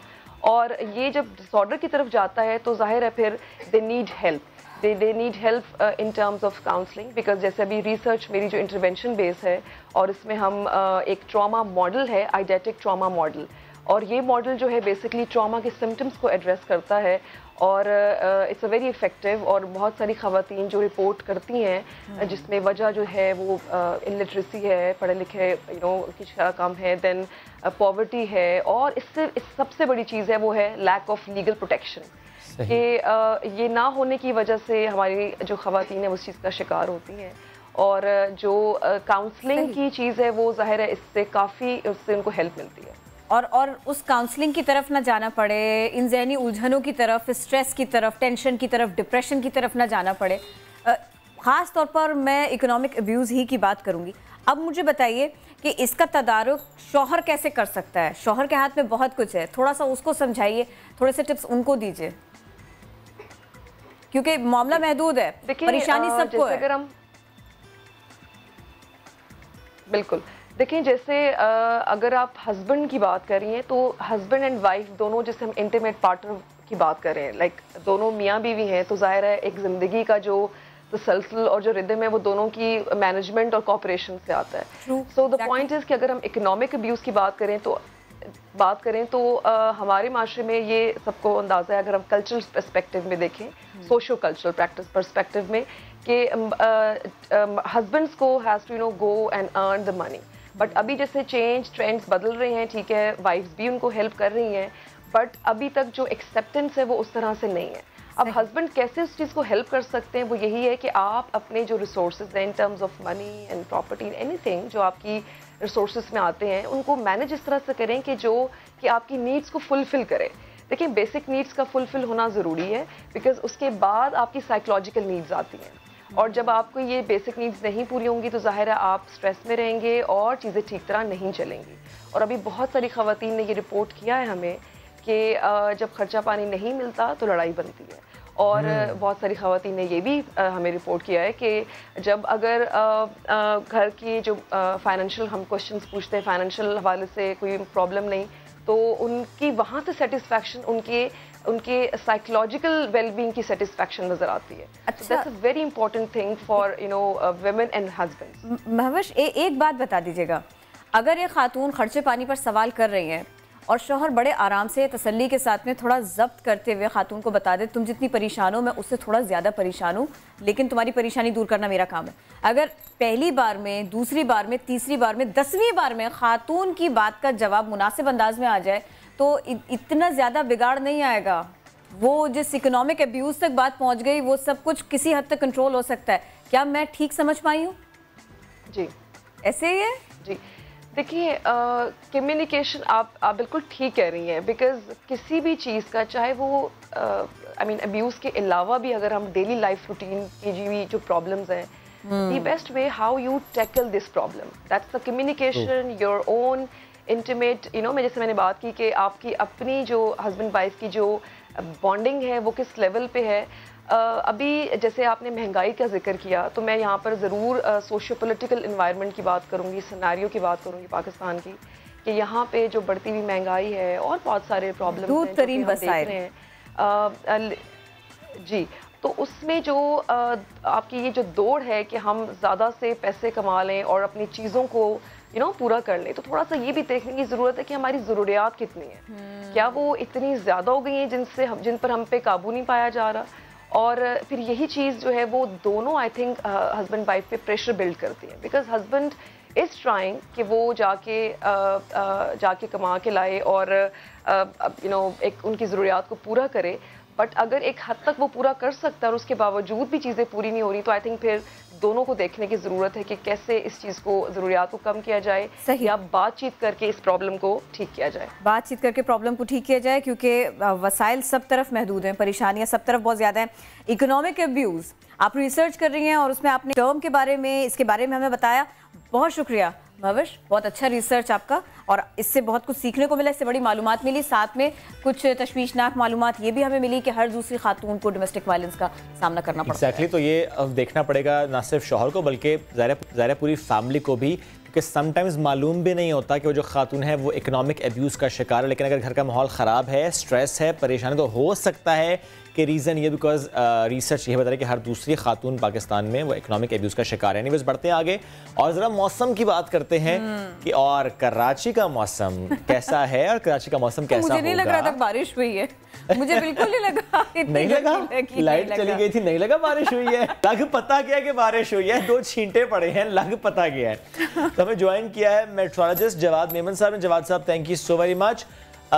Jawad, कैसा मौसम है कराची का इस वक्त और क्या कोई नया सिस्टम बारिशों का कराची के करीब है, कराची के ऊपर है, बारिश होगी? जी अस्सलाम वालेकुम। कराची के मौसम की आज के हवाले से बात की जाए तो जैसे हमने 1 से 2 दिन पहले आपको सबको अपडेट किया था कि कराची में फ़िलहाल जो है वो मौसम नॉर्मल ही रहेगा, गर्मी होगी, थोड़ा चिपचिप वाला मौसम रहेगा, समंदरी हवाएं जो हैं वो थोड़ा स्लो चलेंगी, तो ये मौसम अभी अगले 2 से 3 दिन तक इसी तरह कंटिन्यू करेगा। लेकिन क्योंकि मानसून सीज़न इस वक्त आ चुका, मानसून की काफ़ी अच्छी हवाएं जो हैं वो इस वक्त सिंध और कराची के आसपास मौजूद हैं, तो किरथर रेंज, बेला रेंज के आसपास जो है वो आज, कल, परसों हल्की फुल्की डेवलपमेंट रहेगी और कराची में भी उसकी वजह से जो है वो हल्की फुल्की बारिश हम देख सकते हैं, जिस तरह हमने 1 से 2 दिन पहले देखी है। अच्छा जवाब रही जी आप बाद में मुकम्मल कीजिएगा, क्योंकि मानसून से मुतालिक कहा जाता है बड़ा अनप्रिडिक्टेबल सा होता है, एकदम बारिश की झड़ी और फिर एकदम धूप। ये कराची का मानसून भी ऐसा ही होता है या नहीं? हमारी कोई डेफिनेशन मुख्तलिफ है? बिल्कुल इसी तरीके से होता है। इनफैक्ट कराची की अगर हम स्पेशली बात करें, स्पेशली मानसून सीज़न में, तो ये बहुत ज़्यादा अनप्रेडिक्टेबल होता है, क्योंकि कराची की जो जोग्राफ़ी है उसके हवाले से अगर देखा जाए तो यहाँ पर मिनटों के अंदर बादल बनते हैं और मिनटों के अंदर, घंटों के अंदर वो बादल अचानक से ख़त्म भी हो जाते हैं और फिर घंटों लाइट भी चली जाती है। घंटों लाइट भी चली जाती है, इसको फोकस नहीं किया जा सकता। इसको अगर कोई प्रॉपर सिस्टम अगर मौजूद नहीं है हमारे एरिया में, हमारे आसपास, तो फिर इसको प्रिडिक्ट करना बहुत मुश्किल होता है, क्योंकि ये लोकल एक्टिविटी होती है। जहाँ थोड़ा बहुत कन्वर्जेंस मिला, जहाँ थोड़ा बहुत हमें अच्छा माहौल मिला बादल बनने के लिए, बादल अचानक बनते हैं, वो बरसते हैं और बहुत सी दफ़ा ऐसा होता है कि वो कराची को बहुत करीब से बाईपास कर जाते हैं। ये तो सबने देखा है, बहुत बार देखा है। दो बादल नहीं बरसते, यूं ही ज़बान चढ़ा के निकल जाते हैं। अच्छा, अब मुझे ये बताइएगा पाकिस्तान के दीगर इलाकों के बारे में, वहाँ के मौसम के बारे में प्लीज़। पाकिस्तान के दीगर इलाकों में भी मानसून इस वक्त काफ़ी अच्छा एक्टिव है। और नॉर्दर्न एरियाज़ और पंजाब की बात की जाए तो वहाँ पे डेली ही कहीं ना कहीं से बारिश की अच्छी रिपोर्ट्स मिलती रहती हैं। इस वक्त बलूचिस्तान रीजन जो है हमारा क्वेटा, जोब, ज़ियारत, इस रीजन में भी काफ़ी अच्छी बारिश की रिपोर्ट्स मिल रही हैं पिछले कुछ दिन से। रही बात कराची और सिंध की, तो आने वाले हफ्ते यानी कि मंडे ट्यूसडे तक एक बहुत अच्छा और बहुत स्ट्रॉन्ग सिस्टम हमें बे ऑफ बंगाल से आता हुआ नज़र आ रहा है, जिसकी वजह से कराची, सिंध और तकरीबन सिंध के कोस्टल बेल्ट में बहुत अच्छी बारिश इंशाल्लाह एक्सपेक्टेड है। और ये अच्छी खबर है। लेकिन एक बात बता दीजिए, कोई अगर नॉर्दर्न एरिया जाना चाहे अगस्त के शुरू के 2 हफ्तों में, उसको जाना चाहिए? कोई बिल्कुल जाना चाहिए। इस वक्त मौसम बहुत ज़बरदस्त है और बारिश हो रही है। लैंडस्लाइडिंग देखें, ये थोड़ी सी अनप्रेडिक्टेबिलिटी होती है, लेकिन हाँ जब आप जा रहे हैं तो इस चीज़ों के लिए ज़रूर प्रिपेयर होके जाएं। अपने पास कुछ खाने पीने का और थोड़ा बहुत बैकअप ज़रूर रखें, क्योंकि इस वक्त ऊपर नॉर्दर्न एरियाज़ में काफ़ी तेज़ बारिशें हो रही हैं, तो इन मौसम में जो है वो लैंडस्लाइडिंग काफ़ी एरियाज़ में हो जाती है। तो एहतियात से जाएं, और अगर फिर भी जाना है तो टेंट साथ लेकर जाएं और ऐसी जगह पर जाएं जहाँ पे लैंडस्लाइडिंग से आप बच सके। Thank you so much Jawad, आप सब मौजूद थे और किसी ने अपने जाने पर ठप्पा लगाया है कि हमने जाना है। एनीवेज बढ़ते हैं आगे और हेल्प की है मैंने। जी जी बिल्कुल अच्छी तरह से। बिल्कुल और सिर्फ और बाज लोग ऐसे होते हैं कि वो सिर्फ लोगों की हेल्प नहीं करते, वो हुकूमत की हेल्प करते हैं और हुकूमत से बहुत बेहतर कर देते हैं। एग्जैक्टली ऐसी खबर भी है हमारे पास। जो हुकूमत नहीं कर सकी वो काम कर रहा है पेशावर का रिक्शे वाला। अरब शाह गुज़श्ता 5 सालों से स्कूल बच्चियों को मुफ्त ट्रांसपोर्ट की सहूलियत दे रहा है ताकि स्कूल से दूरी के बायस कोई स्टूडेंट स्कूल ना छोड़े। तो इस नौजवान से मिलवाएंगे फयाज अहमद। इस दौर में एक ऐसा शख्स मौजूद है जो बग़ैर किसी लालच के, बग़ैर किसी मकसद के स्कूल की बच्चियों को, मदरसे की बच्चियों को फ्री जो है वो पिक एंड ड्रॉप की सहूलत दे रहा है। तो इस वक्त वो हमारे साथ मौजूद हैं, अरब शाह हमारे साथ मौजूद हैं, इनसे बात करेंगे। अरब शाह, पहले तो आपसे मिलकर बहुत खुशी हुई कि आप बच्चियों को जो है मुफ्त जो है पिक एंड ड्रॉप की सहूलत देते हैं। कब से दे रहे हैं? कितने बच्चे हैं आपके पास जिनको आप पिक एंड ड्रॉप की सहूलत दे रहे हैं? तकरीबन 6 साल हो गई जो ये मैं कर रहा हूँ। तकरीबन मेरे पास जो स्कूल के बच्चे हैं वो 35 है और जो मदरसे है वो ज़्यादा है, तकरीबन 70 तक है मदरसों की। लड़कियों की तालीम है वो आगे लेना चाहिए। और मैं तो ख़ुद तालीम ना कर सका, आगे ना कर सका वजूहात की वजह से, तो मैंने ये सोचा कि कम से कम कितना खर्चा आपका डेली आता है इसमें? तकरीबन 500 कर रहा हूँ अभी, 500 400 500 खर्च करता हूँ। बचत वगैरह हो रही है? घर क्या ले जा रहे हैं? नहीं, घर का खर्चा भी होता है। मेरे जो बड़े भाई है वो कर रहे हैं, लेकिन मैं जो 24 घंटे है उसमें 17 घंटे 18 घंटे रिक्शा चलाता हूँ रात 10 बजे तक का। तकरीबन 35 से ज़ायद स्कूल की बच्चियाँ हैं, के अलावा मदरसे की बच्चियाँ भी हैं जिनको अरब शाह मुफ्त पिक एंड ड्रॉप की सहूलत दे रहा है। बहुत अच्छा पैगाम दिया इन्होंने और इसीलिए अरब शाह आगे आया है और मुस्तकबिल में ये ख्वाहिश रखता है कि मज़ीद रिक्शे ख़रीद कर पेशावर में ये सर्विस शुरू करे ताकि ज़्यादा से ज़्यादा स्कूल की बच्चियाँ स्कूलों की तरफ आएँ और मुफ्त पिक एंड ड्रॉप की सहूलत उनको दे सकें। जबरदस्त खबर आप लेकर आए फयाज हमारे लिए। अब जरा बढ़ते हैं आगे और आपको लिए चलते हैं लाहौर और यहाँ से खबर है कि बड़ी कोशिशें की जा रही हैं, लेकिन इसके बावजूद जो गदागर माफिया है इसको लगाम नहीं डाली जा सकती। कुछ भी ना हो सका। अब बड़ी ईद आ रही है और ये बड़ी ईद करीब के आई। लाहौर की सड़कों पर गदागरों ने तो यूं लगा दोबारा डेरे डाल लिए, आप कहीं से गुजरे ये लपक कर आपके पास आ जाते हैं। लाहौर इंतजामिया ने एंटी बैगरी फोर्स भी तश्कील दी, लेकिन ये भी खामोश तमाशाई बनकर रह गई है। कोई भी बड़ा त्यौहार आता है इससे पहले गदागर इकट्ठा हो जाते हैं, इनकी एंट्री पहले हो जाती है और ऐसे में ये बच्चों का सहारा भी लेते हैं। चाइल्ड प्रोटेक्शन ब्यूरो की कार्रवाइयां यूं लग रहा है इस सारे मामले पर बेअसर है। मजीद इसी सिलसिले में अपडेट करेंगे समा के नुमाइंदे जहांगीर खान। जी, लाहौर की अहम शाहराहों, ट्रैफिक सिग्नल्स और मार्केट्स में यूं तो साल भर गदागर डेरे डाले रखते हैं, लेकिन जैसे ही कोई त्यौहार करीब आता है तो उनकी तादाद में भी इजाफा हो जाता है। अब चूंकि ईद उल अज़हा करीब है, इसलिए मुख्तलिफ शाहराहों पर गदागरों को और भिखारियों को बड़ी तादाद में देखा जा सकता है, जिनमें बच्चे भी शामिल हैं। इस हवाले से ज़िली इंतज़ामिया और मुख्तलिफ इदारे बारहा क्रैकडाउन का दावा कर चुके हैं और क्रैकडाउन करते भी रहते हैं, लेकिन ये कार्रवाइयाँ जो है सिर्फ और सिर्फ खबरों की हद तक महदूद हैं, क्योंकि जैसे ही क्रैकडाउन खत्म होता है दोबारा से ये गदागर माफिया मुख्तलिफ शाहराहों का और ट्रैफिक सिग्नल्स का रुख कर लेता है। ज़िली इंतज़ामिया के इस हवाले से कहना है कि पकड़े जाने वाले गदागरों के खिलाफ गदागरी एक्ट के तहत मुकदमा दर्ज किए जाते हैं, लेकिन जैसे ही वो रिहा होते हैं जेल से, दोबारा से वो भीख मांगना शुरू कर देते हैं। जबकि जो बच्चे भीख मांगते दिखाई देते हैं उनके खिलाफ चाइल्ड प्रोटेक्शन ब्यूरो कार्रवाई करता है, लेकिन वहाँ भी सूरत हाल कुछ इसी तरह से है कि उनके क्रैकडाउन जो है वो महदूद हैं। जैसे ही क्रैकडाउन ख़त्म होता है तो दोबारा से गदागर माफिया जो है वो इन बच्चों को भीख मांगने के लिए इस्तेमाल करना शुरू कर देता है। शहरियों को इस हवाले से शदीद परेशानी का सामना करना पड़ता है क्योंकि ट्रैफिक सिग्नल्स पर भिखारियों की भरमार के बायस जो है वो ट्रैफिक का निज़ाम भी बुरी तरह से मुतासिर होता है। तो शहरियों का मुतालबा है कि हुकूमत को गदागरी को ख़त्म करने के लिए मौसर इक़दाम करने की ज़रूरत है ताकि शहर में जो है ट्रैफिक का बहाव जो है वो बेहतर रहे और शहरियों को भी किसी किस्म की खौफ या अज़ियत का सामना ना करना पड़े। जी जहांगीर, बहुत शुक्रिया, आप हमें अपडेट करते हैं। अभी हम दोबारा जब आपसे मुलाकात करेंगे नहीं कुछ मिनट के बाद, तो फिर बात होगी कि रंग गोरा करना बंद किया जाए, किसने कहा और इस पर क्या बात हमने करनी है, जानिए ब्रेक के बाद।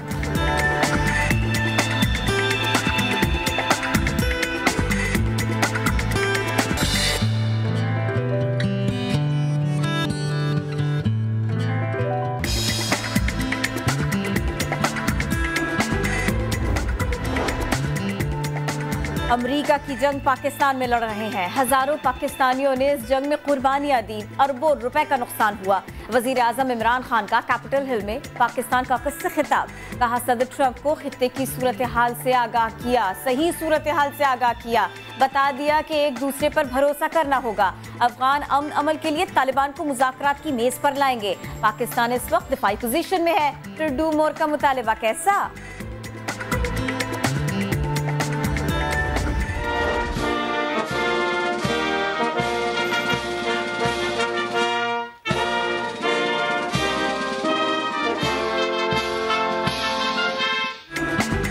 Army chief general Qamar Javed Bajwa का पेंटागन का तारीखी दौरा, 21 तोपों की सलामी, गार्ड ऑफ ऑनर पेश किया गया। DGISPR का ट्वीट, आर्मी चीफ का जनरल जोसेफ ने इस्तकबाल किया। मुलाकात में दो तरफा ताउन और खित्ते की सूरत हाल पर तबादला ख्याल। अमरीकी कायम मकाम वजीर दिफा से भी मुलाकात। अमरीका के साथ नए दौर का अच्छा आगाज हो गया। वजीर आजम इमरान खान का दौरा तवक्को से बढ़कर था, सोच से ज्यादा इस्तकबाल हुआ, इज्जत मिली। दियानतदारी से पाकिस्तान ने अपना मौक़िफ़ पेश कर दिया। वजीर खारिजा शाह महमूद कुरैशी की समा से खुसूसी गुफ्तगू, कहा कश्मीर की सूरत हाल दिन ब दिन बिगड़ती जा रही है, भारत मुज़ाकरात की मेज पर बैठने के लिए तैयार नहीं।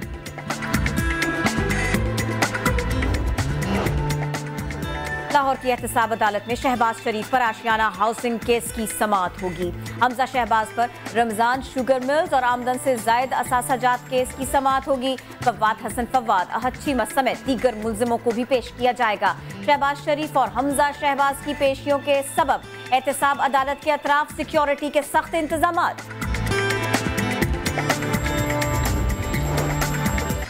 मुरीद अब्बास और खिजर हयात कत्ल केस, पुलिस का मुकदमे में दहशतगर्दी की दिफात शामिल करने का फैसला। तफ्तीशी अफसर के मुताबिक दोनों कत्ल पोश इलाके में हुए, मुआशरे में खौफ और हरास फैला। अदालत में पेश की जाने वाली रिपोर्ट में दिफात शामिल करेंगे।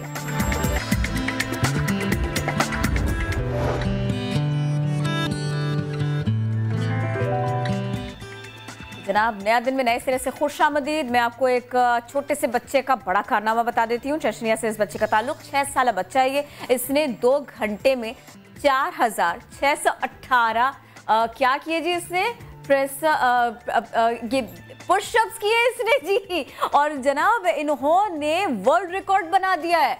रहीम कोराई नाम ने पहले 4183 इन्होंने ये रिकॉर्ड बनाने के लिए पुशअप्स किए और फिर नया रिकॉर्ड कायम किया। उनको अब Guinness book of world record की जानिब से 2 सर्टिफिकेट से नवाजा गया है। तो जरा देखिए तो सही क्या किया इन्होंने।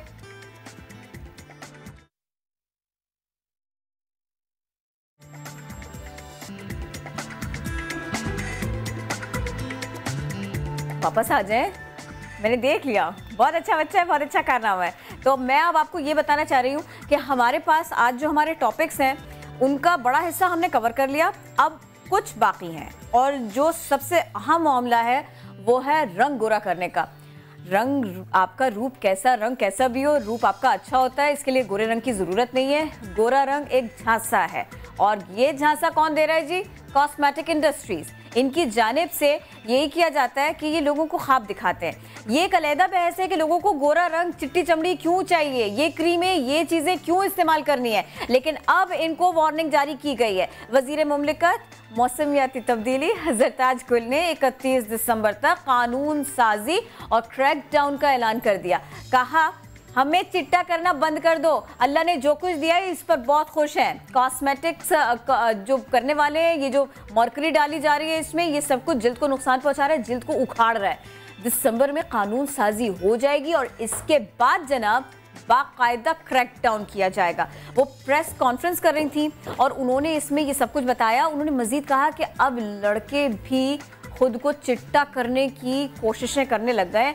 खूब से खूब तर की तलाश तो होती थी, लेकिन अब खूब से बहुत खूब बनना है, इसके खासे जतन कर रहे हैं लड़के भी। तो लड़के हो या लड़कियां, ये क्रीमें अपने ऊपर लगाते हैं और उसके बाद में अपनी अच्छी जल्द से हाथ धो बैठते हैं। और इसीलिए बात करनी बहुत ज़रूरी है कि जो रंग गोरा करने वाली क्रीम्स हैं, आखिर इनके अंदर होता क्या है और क्या वाकई ये जल्द को ख़राब कर रही हैं, जो पिगमेंट है उसको मुतासर करती हैं और जल्द को उखाड़ती हैं, जल्द का सत्यानाश करती हैं। क्या इनके खिलाफ एक्शन होना चाहिए? यानी जो ये क्रीम्स बना रहे हैं और जो ये क्रीम्स बेच रहे हैं या जो इन क्रीम्स की मार्केटिंग कर रहे हैं, आवाम के सामने यही सवाल रखा था। क्या जवाब था आवाम का, आपके सामने रखेंगे। लोकल मटेरियल की वजह से फेस खराब हो जाता है। जी लोकल क्रीम में यूज़ करेंगे तो मुँह खराब होगा, ज़रूर होगा। ये फेसेस पे पिंपल बन गए, यहाँ स्किन जो है वो स्क्रैचेस बन गई। सस्ती क्रीमें नहीं यूज़ करनी चाहिए। लेना चाहिए, बिल्कुल लेना चाहिए, और ये ख़राब कर रही हैं जिल्द को। ऐसा नहीं है कि सारी क्रीम्स जो हैं वो ही आपको साइड इफ़ेक्ट दें। कुछ ऐसी भी आजकल आ रही हैं जो ऑर्गेनिक है, जिनके कोई नुकसानात नहीं है। तो अगर आप अच्छी क्रीम यूज़ करते हैं तो उसके कोई साइड इफ़ेक्ट नहीं है। मतलब इसके खिलाफ कोई एक्शन नहीं होना चाहिए, फिर वो डिपेंड करता है ना आप कैसे यूज़ कर रहे हैं। तो भाई ये रंग गोरा करने का जो ख्वाब ख़रीदा जाता है, इसकी भयानक ताबीर होती है। आप ख्वाब नहीं, आप भयानक ताबीर ख़रीद रहे हैं। और इसीलिए इस के ऊपर ज़रताज साहिबा ने बात की और हम इसके ऊपर मज़ीद बात करेंगे, कोशिश करेंगे कि इस सिलसिले में ना सारी सूरत हाल का जायज़ा ले सकें। हमें रुकने सिंध असेंबली सीमा ज़िया साहिबा ज्वाइन कर रही हैं, उनसे पूछेंगे हम कि इस सिलसिले में हो क्या रहा है, पाबंदी, कानून साजी, ये सब कुछ। और इसके अलावा गोरी बहू चाहिए, गोरा दूल्हा चाहिए। मिसेस खान हमारे साथ हैं, तो गुफ्तगू की इब्तिदा ना आपसे कर लेते हैं। ये बताइएगा, ये गोरी लड़की की तलाश अभी भी जारी है? बिल्कुल। और यही बुनियाद है ऐसी क्रीमों की, ऐसी ब्लीचिंग क्रीम्स की? ब्लीचिंग क्रीम्स तो नहीं, वो खैर उस वक्त कुछ बात होती, लेकिन ये तलाश अब तक ले जा रही है वहाँ पर। जब भी लड़के वाले आते हैं तो गोरी हो लड़की, सबसे पहला ये जो होता है कि पढ़ी लिखी, अच्छी, नमाज, परहेजगार वगैरह नहीं, सबसे पहले क्या उनके मुंह से निकलता है? अच्छी खूबसूरत गोरी बहू चाहिए मिसेस खान। गोरी, ये वर्ड सबके होते हैं, किसी के ये मत कहें कि नहीं होते। अच्छी खूबसूरत और गोरी बहू चाहिए। ऐसे मिसेस खान कभी किसी ने आके ये भी कहा गोरा दामाद चाहिए? हाँ, गोरा दामाद। अब एक लड़की की बहुत खूबसूरत बट फैमिली की थी, गोरी लड़की। अब उनको मैंने सांवला, हल्का सांवला बच्चा, बड़ा स्मार्ट और बड़ी अच्छी पोजीशन पर, मुझे तो लगता था कि बच्ची को तुम्हें समझो कि तलाक तो हुई हुई है, एक किस्म के निकाह के बाद रुखसती नहीं हुई तो तलाक तो हुई हुई है ना, तलाक का तो आंसर आया ना उधर। तो ये लोग एक्सेप्ट कर लेंगे। अच्छा, 3.5-4 लाख रुपए लड़का कमा रहा है, 31 साल का लड़का है, वेरी टैलेंटेड, और जरा सा रंग का है, हल्का सा गंदमी। तो मुझे आकर अम्मा कहती हैं कि मिसेस खान ऐसा लड़का होना चाहिए जो हमें मिल बैठकर अच्छा तो लगे। I was shocked. मैंने कहा इतना पढ़ा लिखा लड़का, अच्छी गाड़ी, अच्छी लिविंग, और फिर ये इतनी नाशुक्री औरत, इस कदर नाशुक्री औरत कि तेरी बेटी को तो तलाक हुई है। गोरे रंग की चाह इतनी ज्यादा है और इसी गोरे रंग की तलाश में ये जो क्रीम्स हैं ये यूज की जा रही हैं और इनके अंदर न जाने क्या कुछ अला बला है, लोगों की स्किन खराब कर रहा है। सीमा साहब आप बताइएगा, वाकई पाबंदी होनी चाहिए इनके ऊपर और इनके अगेंस्ट एक्शन होना चाहिए? किया क्या जा रहा है इस सिलसिले में? अच्छा, आप मुझे ऐसे बहैसियत रुकने सिंध असेंबली तो जानती हैं, मगर आप ये नहीं जानती मैं स्किन स्पेशलिस्ट हूँ। तो जाहिर है मेरे पास लोग ये चीज़ें करवाने आते हैं, ठीक है ना। मतलब कि ये एक रिक्वायरमेंट होती है। Trends are changing. पिछले मेरी 20-22 साल की प्रैक्टिस में मैंने पिछले 7-8 साल में ट्रेंड्स चेंज होते हुए, जो समझदार पढ़े लिखे बच्चे हैं और फैमिलीज़ है, वो कहते हैं नहीं जी हमें हेल्दी स्किन चाहिए, हमें ग्लो चाहिए, हमें शाइन चाहिए। But having said that, market में अभी भी भरमार है ऐसी अनऑथराइज्ड प्रैक्टिसेस की, जिसके लिए मेरा ख्याल में ना सिर्फ कानून साजी होनी चाहिए मगर इम्प्लीमेंटेशन भी होनी चाहिए। मसला ये है कि यहाँ पे कानून साजी के बाद उसके ऊपर कवायद और ज़वाबित के साथ इम्प्लीमेंटेशन नहीं होती है। सीमा साहब, जिस तरह आपने खुद भी बताया कि स्किन ट्रीटमेंट ये बिल्कुल एक चीज़ है, लेकिन अगर स्पेसिफिकली हम उन सब स्टैंडर्ड क्रीम्स की बात करें जिसमें मर्करी है, बिकॉज यूर स्किन स्पेशलिस्ट, ये मर्करी ये कितने खतरनाक है स्किन के लिए? Because treatment is something else, but these creams ये कितनी खतरनाक है स्किन के लिए? ट्रीट करना आप बेहतर बता सकती हैं, वो कितना अजाब है? देखिए, इफेक्टिव वाइटनिंग एजेंट्स भी हैं जो कि नॉन हैजर्डस हैं, जिनसे नुकसान नहीं है, मगर जाहिर है उनसे बिल्कुल एक बहुत रैपिड नहीं होता कि आज आप आए और कल। मगर ये जो मर्क्यूरी है, स्टीरॉइड्स जैसे का, हाइड्रोक्विनोन वगैरह है, जिस पे अब काफ़ी बैन क्या कि रिस्ट्रिक्शन हो गई है उसकी परसेंटेजेस पे, ये बहुत फास्ट एक्टिव है, ठीक है ना, मगर इनके फिर उसी तरह साइड इफ़ेक्ट्स भी हैं। स्टीरॉइड्स के भी बहुत हैं और ये रिवर्सिबल हैं, मतलब कि ये एक दफ़ा हो जाए तो फिर वो सही नहीं होते।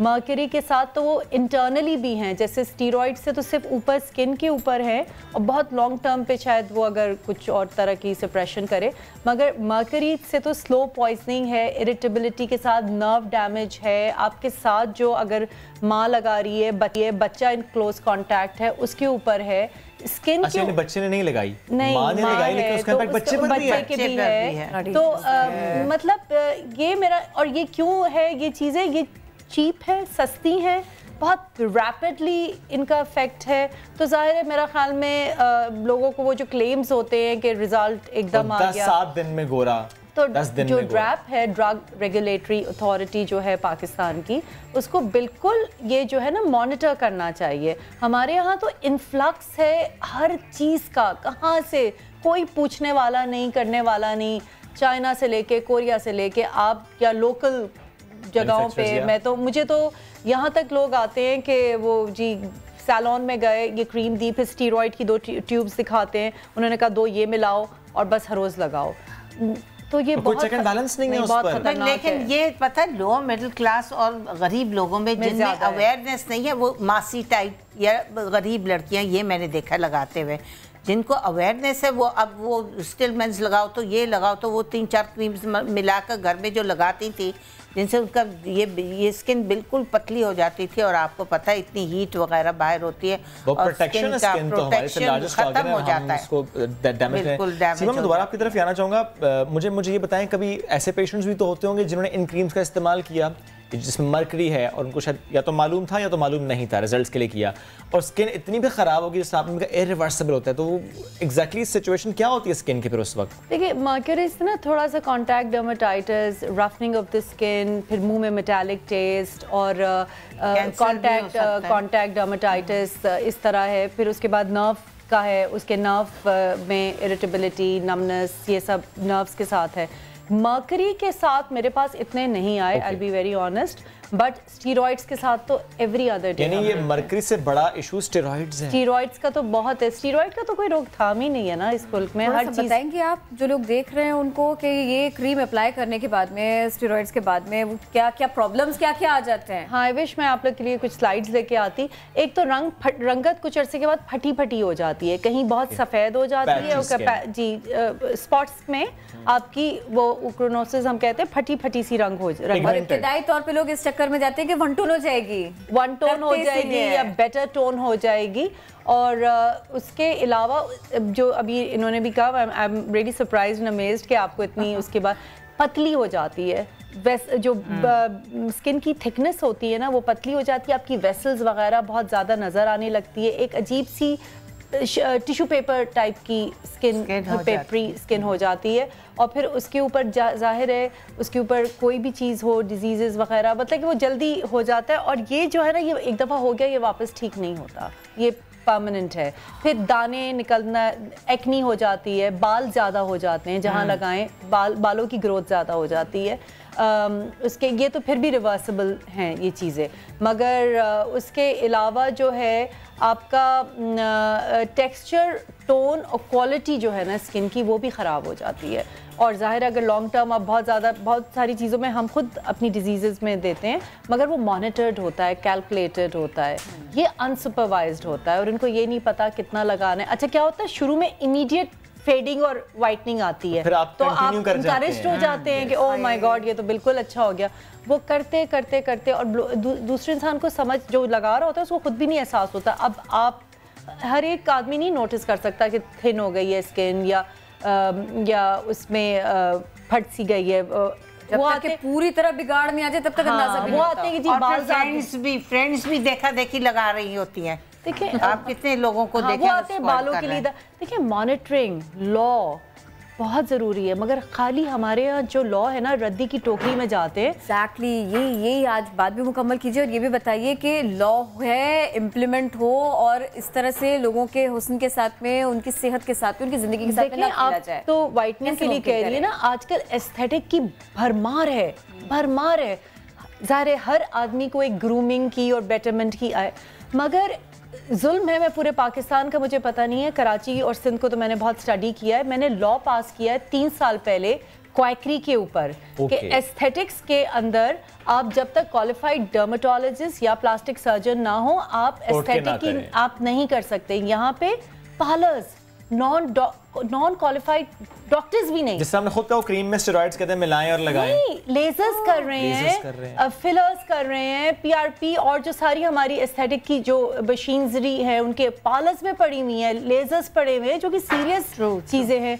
इसके अलावा डॉक्टर्स 1 दिन की वर्कशॉप, 2 दिन की वर्कशॉप, दुबई जाके 1 या 2 दिन के करके डिप्लोमा कोर्सेज करके जाके उन ममालिक में उनको सुई भी लगाने ना दें। यहाँ पे जी मैंने लेजिस्लेशन की हुई है, 3 साल हुआ है। आपने कराची का जिक्र किया, सिंध का आपने जिक्र किया, यहाँ तो है ये तो आप ही लोग दिखा रहे होते हैं इस तरह के नॉन प्रोफेशनल्स। मैंने इस चीज़ पे भी इशू उठाया था कि आप लोगों के बहुत सारे चैनल्स पे नॉन क्वालिफाइड डॉक्टर्स, एक तो मेरा मैसेज ये होगा कि कभी आप किसी डॉक्टर के पास या डर्मेटोलॉजिस्ट के जाए तो उनकी डिग्री उनकी दीवार पे लगी होनी चाहिए। आप उनको पता होना चाहिए, आपको भी पता होना चाहिए, उनको भी पता होना चाहिए कि भाई ये मेरा PMDC नंबर है, रजिस्टर्ड नंबर है, ये मेरी डिग्री है, ताकि जो है ना कोई, मैंने तो देखा ब्यूटिशियंस आजकल जो है डॉक्टर्स का कोट पहन के, मैं नाम नहीं लूंगी, मेरे पास एक लिस्ट है यहाँ पे कराची के कोई 400 नॉन प्रैक्टिसिंग डॉक्टर्स जो हैं जो ये क्वैकरी कर रहे हैं, 400 मेरे पास लिस्ट है ये।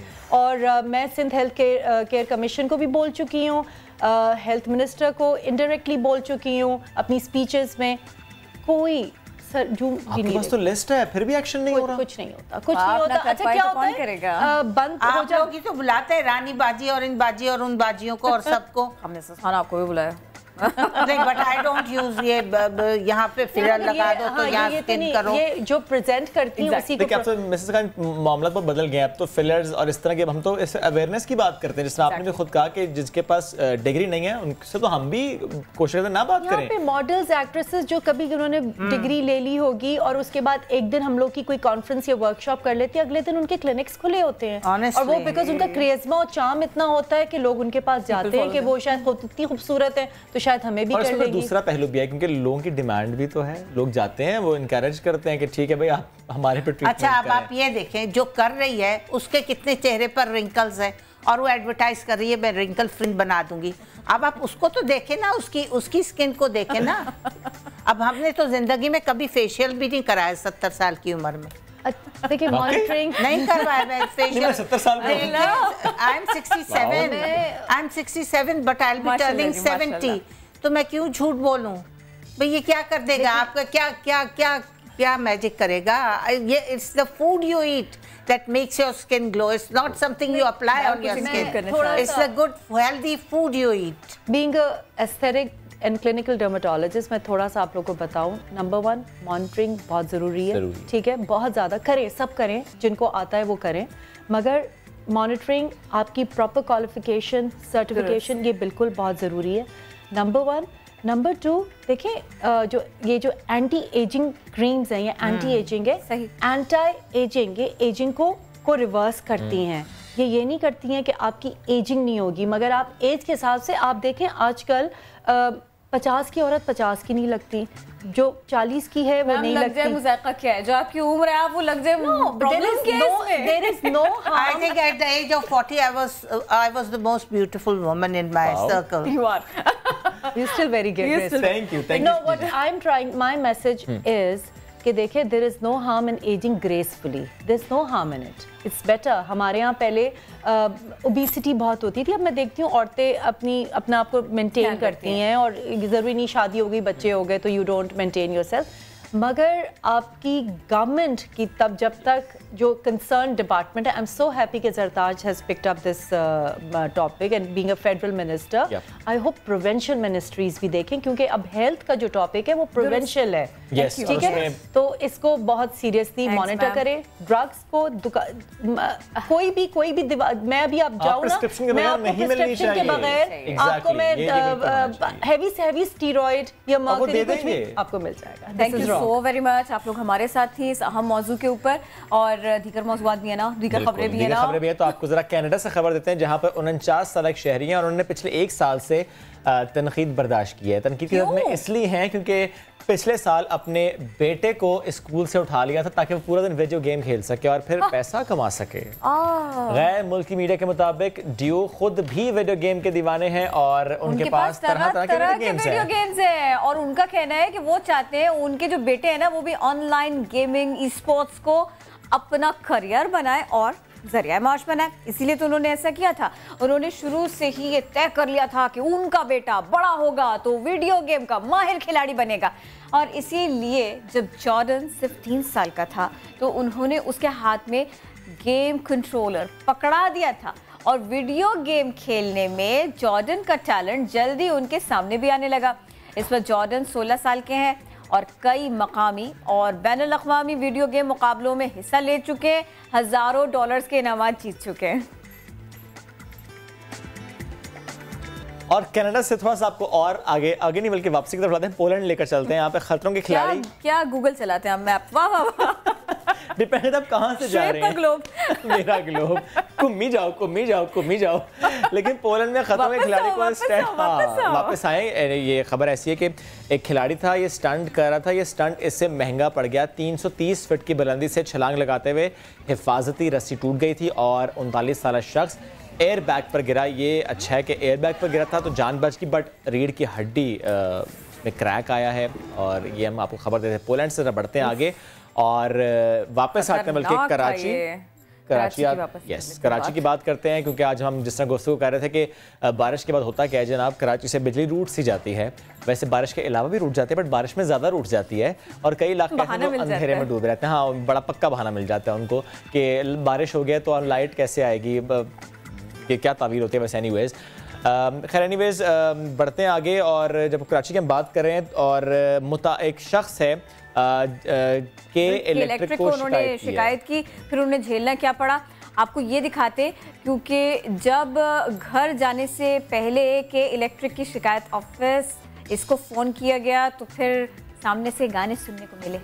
ये हुआ।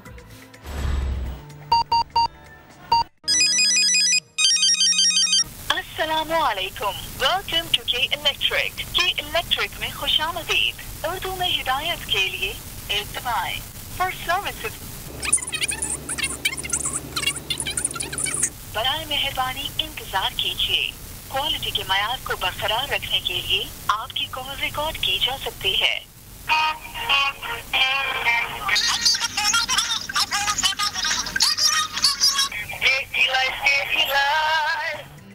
शेरवानों के पास अपने गाने भी, उनके पास अपनी कलेक्शन भी अच्छी थी, ये करने की क्या जरूरत थी ना। ये हर शहरी सोचता है। वैसे गाने सुनाने के लिए बिजली है उनके पास। इतने भी बिजली जान दी है ऐसा नहीं उनके यहाँ। चले बढ़ते आगे। और दुनिया में हीरे, पेंटिंग्स, तारीखी नवादरात, ये तो हम सुनते हैं कि महंगे दामों फरोख्त होते हैं, लेकिन सुना है कराची का एक शहरी ऐसे है उसने ईद उल अज़हा पर कुर्बानी के लिए 1 करोड़ रुपए से जायद का जानवर खरीद लिया है। 1 करोड़। ऐसा ही हुआ है कराची की मवेशी मंडी में। यहाँ बताया जाता है कि जनाब ये आरिफ साहब हैं, इन्होंने मवेशी 1 करोड़ 10 लाख रुपए का खरीदा, जबकि आप भी अब भी इसी मालियत का एक मवेशी खरीदार का इंतजार कर रहा है। एक और मवेशी, एक बिक गया, एक बाकी है। लेकिन किरण, ये किस कैटल फार्म पर 1 करोड़ रुपए के मवेशी आए हैं और गुज़श्ता शब किस शहर ने इसे खरीदा, इस पर ज़रा बात करते हैं। कैटल फार्म के मालिक अहमद सुरमा वाला हमें ज्वाइन कर चुके हैं। अहमद साहब शुक्रिया। सर, ये 1 करोड़ 10 लाख रुपए बहुत ज़्यादा पैसे नहीं है? क्या खिलाते थे आप इस मवेशी को, यानी सोना? अस्सलाम वालेकुम। वालेकुम सलाम। अच्छा, रोज़मर्रा की चीज़ों में जो स्पेशल चीज़ें होती हैं, जैसे मक्खन हो गया, दूध हो गया, दही हो गया, इस तरह की खुराक जो होती है ए क्लास क्वालिटी का, जो इसका वंडा हो गया, जो इनकी जो भी ये चीज़ें खाते हैं, तो वो सब ए क्वालिटी एक यूज़ होती है और इससे जो है ना कम्प्रोमाइज़ नहीं करते हैं। और ये जो जानवर एक तो बिग और एक है, इनका अपना वज़न कितना है इतना खाने पीने के बाद? ये 40 मन से ऊपर के 40 मन के ऊपर के जानवर हैं ये इस वक्त माशाल्लाह से, और माशाल्लाह से भरपूर पल रहे हैं, भरपूर बन रहे हैं। सर, लेकिन अगर आपने कहा 40 मन यानी 1600 किलो, तो सर ये, और अगर 1 किलो कर लें 1000 रुपये का,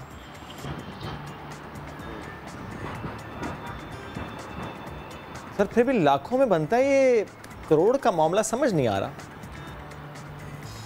असल में इसमें 2 से 3 चीज़ें देखी जाती हैं। एक तो खूबसूरती भी देखी जाती है, फिर जो जानवर की नस्ल होती है वो भी देखी जाती है। जैसा कि आप देख रहे होंगे मेरे पीछे भी कि जो इस वक्त जानवर का जो वजूद है और जो इसकी खूबसूरती है, और फिर जो लेने वाला शौकीन होता है, तो क्योंकि ये बड़े पॉपुलर जानवर होते हैं, तो फिर जो लेने वाला शौकीन होता है तो फिर वो माशाल्लाह से उसकी। सब चले, खूबसूरती का एलिमेंट भी आ गया। कौन सी खास नस्ल है ये, और आम जानवर से कितना अलग, मुख्तलिफ इसका गोश्त होगा, कितना ज़्यादा होगा, ये भी बताएं। नहीं, आम जानवर से जाहिर सी बात है कि साइज़ के मुताबिक तो इसका गोश्त ज़्यादा ही है, और जैसे क्रॉस नस्ल में आता है तो ये इम्पोर्टेड नस्ल में आता है बेसिकली ना, क्योंकि आप जैसे इसका रंग भी देख रहे होंगे और इसका चेहरा भी देख रहे होंगे, तो ये लोकल जो हमारे साहिवाल चलिस्तानी होते हैं ये उनसे डिफरेंट होते हैं। बाय बिल्ट भी डिफरेंट होते हैं, बाय कलर भी डिफरेंट होते हैं, और बाय ब्रीड भी डिफरेंट होते हैं। इम्पोर्टेड आपने कहा, यानी ये जो बछड़ा जब आप लाते हैं क्या बाहर से आता है?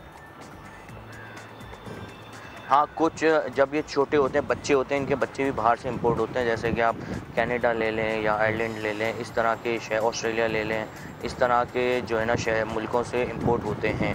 ब्रीडिंग लोकली भी होती है और बाहर से इंपोर्ट भी होते हैं।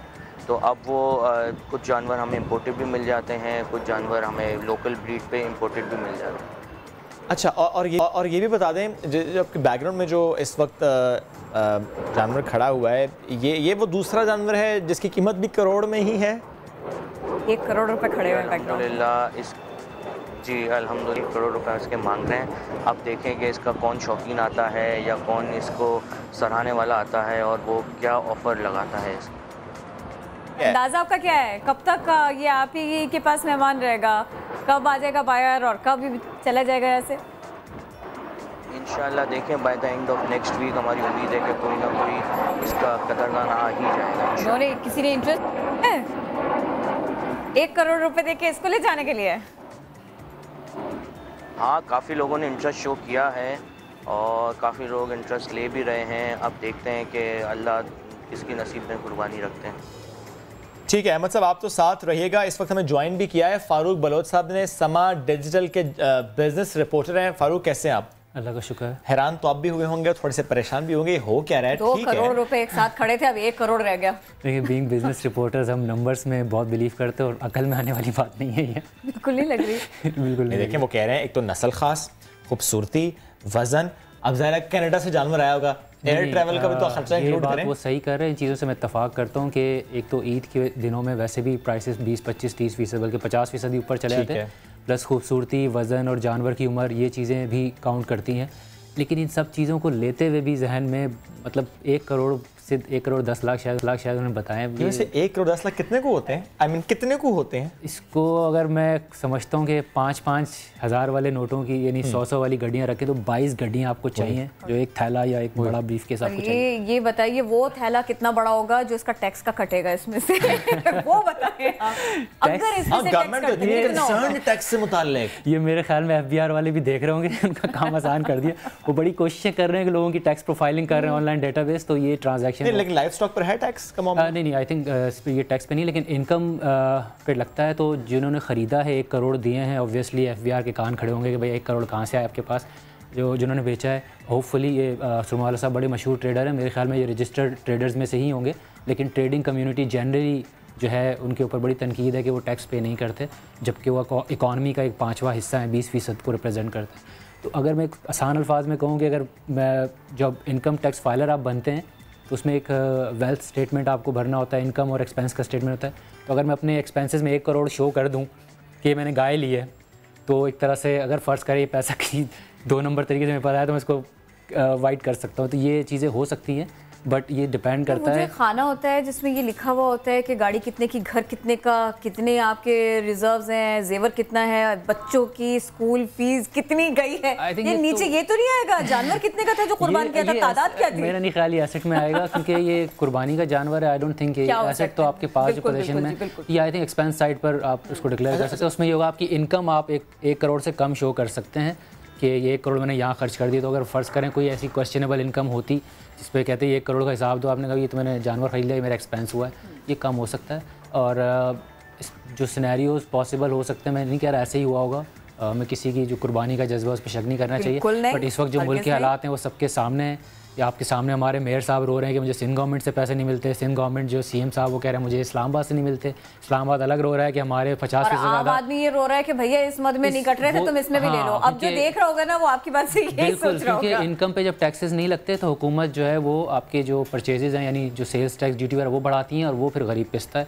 तो ये मामला तो है, इसको इस नज़र से देखा जा सकता है। ये तो खैर और ये जो ट्रेडर्स हैं इनकी इस दलील को आप कैसे लेते हैं कि ये तो वैसे तो सारा साल ही मवेशियों की खरीदो फरोख्त जारी रहती है, लेकिन ये एक सीज़न होता है, ये सिर्फ महीना डेढ़ की बात होती है।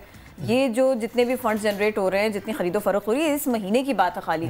तो इसको जितना हो रहा है हो लेने दे, वही कुर्बानी के जज्बे की बात है। ये बिजनेस तो अरबों रुपए का होता है ज़ाहिर है, लेकिन इंडिविजुअली ट्रेडर्स पे देखें तो ज़ाहिर है सारे नहीं अरबों में कमाते होंगे, 1-1 2-2 जानवर लेके भी लोग आते हैं। बट अगर हम कानून की बात करें तो जो बिज़नेस पर्सन है, जो ट्रेडर वगैरह हैं या जो नॉन सैलरीड पर्सन है, इन 2 कैटेगरीज में से आते होंगे, उनकी जो मिनिमम टैक्सेबल इनकम है इस बजट के हिसाब से वो 3 लाख सालाना है। अगर इतनी वो कमा रहे हैं, क्योंकि 11-12 शराइत हैं फाइलर बनने की, जिसमें से एक ये है कि अगर आपकी 3 लाख सालाना बिज़नेस पर्सन के लिए और 4 लाख सालाना नॉन सैलरीड पर्सन के लिए, कि इसमें ट्रेडर लोग इसी 2 कैटेगरीज में आते हैं। तीनों तो एक दिन में 1 करोड़ का अगर बिज़नेस किया और 1 करोड़ का जानवर खड़ा हुआ है तो मेरे ख्याल में कानून के हिसाब से इनको फाइलर हो सकता है, ये फाइलर हों भी। आप वैसे कुछ सवाल करना चाहेंगे इनसे? हाँ, मैं यही पूछना चाहूँगा कि एक रेजिस्टेंस आती है ट्रेडर्स की तरफ से कि जो FBR ने इस वक्त जो एक टैक्स ड्राइव की है, तो जब इस तरह की इतनी बड़ी और आई डोंट नो ये कैश में ट्रांजैक्शन हुई है, चेक में ये होती हैं, तो इसमें आप कैसे इसको जस्टिफाई करते हैं? क्योंकि मुझे ये नहीं पता कि जो उन्होंने ख़रीदा है वो साहब फाइलर हैं या नहीं है, ये सुरमा वाला साहब, तो ये आप कैसे जस्टिफाई करते हैं? ये तो बेच रहे हैं ना? हाँ, ये तो बेच रहे हैं, ये बेच रहे हैं, लेकिन 2 फाइलर होना तो दोनों के लिए ज़रूरी है ना। अब क्या कारोबारी पर्सन हो या सुरमा वाला साहब फाइलर हैं? जी बिल्कुल, वो है। और साथ ही ये बता दें ये जो ट्रांजैक्शन ये जो होती है, ज़ाहिर है करोड़ों के जानवर आपके पास हैं, कैश पे होती है, चेक पे होती है, ट्रांजैक्शन कैसे होती है ये भी थोड़ा सा अगर बता दें। बहुत अच्छा, अहमद साहब मुझे ये बताइएगा, क्योंकि दुनिया में हर जगह ये एफर्ट्स होती हैं सेंट्रल बैंक की तरफ से इकॉनमी को डॉक्यूमेंटेड करने के लिए कि आप इलेक्ट्रॉनिक ट्रांजैक्शंस करें, बैंकिंग चैनल यूज़ करें, ताकि हुकूमत का भी काम आसान हो जाए पकड़ने के लिए कि कौन टैक्सी चोरी कर रहा है कौन नहीं। तो ये जो पर्टिकुलर ट्रांजैक्शन हुई है ये कैश में हुई है, क्योंकि इतनी बड़ी ट्रांजैक्शन कैश में होना, इसमें बहुत मार्जिन होता है कोई काला पैसा छुपाने का। मैं ये नहीं कह रहा ऐसा हुआ होगा, लेकिन एक आप ट्रेडर हैं, आप ज़ाहिर मार्केट बैठे हैं, तो आप लोग सपोर्ट करते हैं इस चीज़ को कि कैश ट्रांजैक्शंस कम होनी चाहिए और इलेक्ट्रॉनिक ट्रांजैक्शंस होनी चाहिए या चेक्स के थ्रू? अल्हम्दुलिल्लाह, फिक्र ना करें, ऐसा कुछ भी नहीं होगा। चलिए, आप साथ ही ये भी बताएं कि आप लोग सपोर्ट भी करते हैं इस चीज़ को कि कैश पे नहीं होनी चाहिए, चेक के थ्रू हो या इलेक्ट्रॉनिक ट्रांजैक्शन होनी चाहिए, इट्स अ हैवी अमाउंट। हाँ, जो जो हुकूमत ने जो कवानीन बनाए हुए हैं उन्हें हम सबको फॉलो करना चाहिए और अल्हम्दुलिल्लाह हम करते भी हैं फॉलो और अच्छे बखूबी से फॉलो भी कर रहे हैं और हमारे अलावा बाकियों को भी फॉलो करना चाहिए। बिल्कुल हम इस चीज़ पे बिल्कुल जोर देते हैं। ठीक है अहमद साहब, thank you so very much. आप साथ मौजूद थे और फ़ारूक आप तो हमारे साथ भी हैं, लेकिन किरण मैं गुज़श्ता रोज़ गया था और मैंने भी कुछ डिफरेंट देखा था। यार डिफरेंट था? बग्गी देखी थी। अब इमेजिन करें ऊँट की बग्गी हो और उसके ऊपर एक जानवर हो, बड़ा खूबसूरत पला पलाया जानवर, और वो मुफ्त मिल रहा हो। ये कैसे पॉसिबल है? ये पॉसिबल ऐसे आपको दिखाते हैं कैसे पॉसिबल है।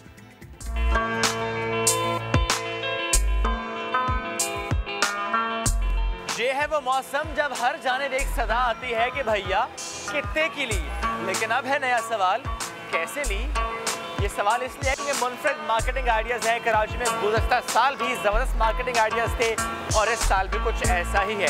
ज़रा सोचिए, आपको कहा जाए कुर्बानी का जानवर खरीदने जाएंगे आपको तोहफा मिलेगा, अच्छा लगेगा सुन के। लेकिन अगर ये कहा जाए कि आप जो खरीदारी करने आए हैं, यानी अगर स्प्लिट एसी लेने आए हैं या डीप फ्रीज़र लेने आए हैं या मोटरसाइकिल खरीदने आए हैं और उसके साथ आपको कुर्बानी का जानवर मिलेगा, ऊँट हो सकता है, बछड़ा हो सकता है, बकरा हो सकता है, यकीन नहीं आता।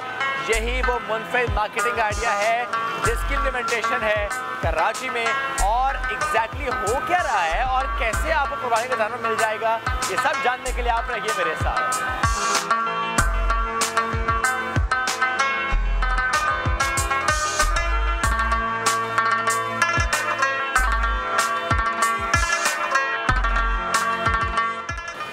बहुत ही खूबसूरत जानवर है यहाँ पर, बकरे, बछड़े और ऊंट, लेकिन ये किस तरीके से मिलेंगे उस खरीदार को जो कि आएगा डीप फ्रीजर खरीदने या कोई और इलेक्ट्रॉनिक का सामान लेने के लिए?